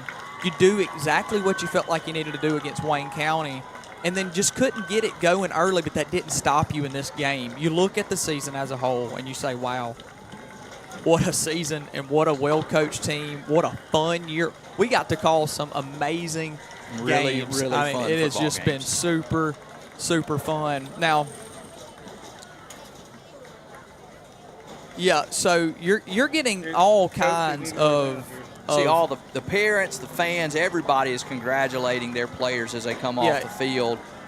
They know what a treat these guys have given us all year long, given them all year long, how special it's been to watch this football team and the success that they've had, how they have represented their school and their community. And so good to see these parents and fans, even though they come up short on the scoreboard, demonstrating how proud they are of these guys and just showing their support and encouragement to them as they come off the field. Yeah, Florence, you have been fantastic to us all football season. But, contrary to some comments in there, this is not the last time we will be using the Eagle Sports Network. We will be bringing you soccer games and basketball games, baseball games, softball games, wherever we can get our production trailer and wherever I can sit and talk about a game, we're going to try to bring you those games. So this is not the end for the Eagle Sports Network, even though that this awesome football season has come to a close. We would just love your continued support and prayer for us as we navigate what this is like. First full season of the Eagle Sports Network here in football, and we have just had such a blast with you, reading your comments, loving seeing how much you love this team, have supported this team. But there are plenty other sports that need that type of support. So when we bring you those, we want that same type of energy for all of our other athletic teams as well. Well, one of the ways that you can be involved in continuing to support the Eagle Sports Network is really just visiting our sponsors. We run commercials and we show ads because those are the people in our community who have supported this team, and you can support them. When you do, say, hey, I saw you guys on the Eagle Sports Network. Let them know that is where you saw them. And then the other way you can continue to support is by turning out. Yep. Come to these soccer games. Come to these basketball games. Yep. Come and support the guys. And that's what we want this community. That's what we want Florence to do, is support their teams. And so we're going to be there to bring it to you online. But we don't want you only online. We want you to come to the games. Come be a part of it. And when you can't, then you can tune in here on the Eagle Sports Network. And so don't miss out on that. And continue to do your part to demonstrate that you are supporting this awesome, not just football team, but this awesome school, this awesome athletic program, these awesome extracurricular activities, and just doing your part to support everything and all the good things that are going on in Florence, Mississippi, and particularly right here at Florence High School. Yeah, thanks to continued comments and updates, Laurel has won that football game. So gonna have a rematch. Any Gautier, I know that we've been talking about our Eagles. Maybe you're still hanging around. Maybe you've enjoyed this. We have enjoyed bringing it to you. Best of luck against Laurel.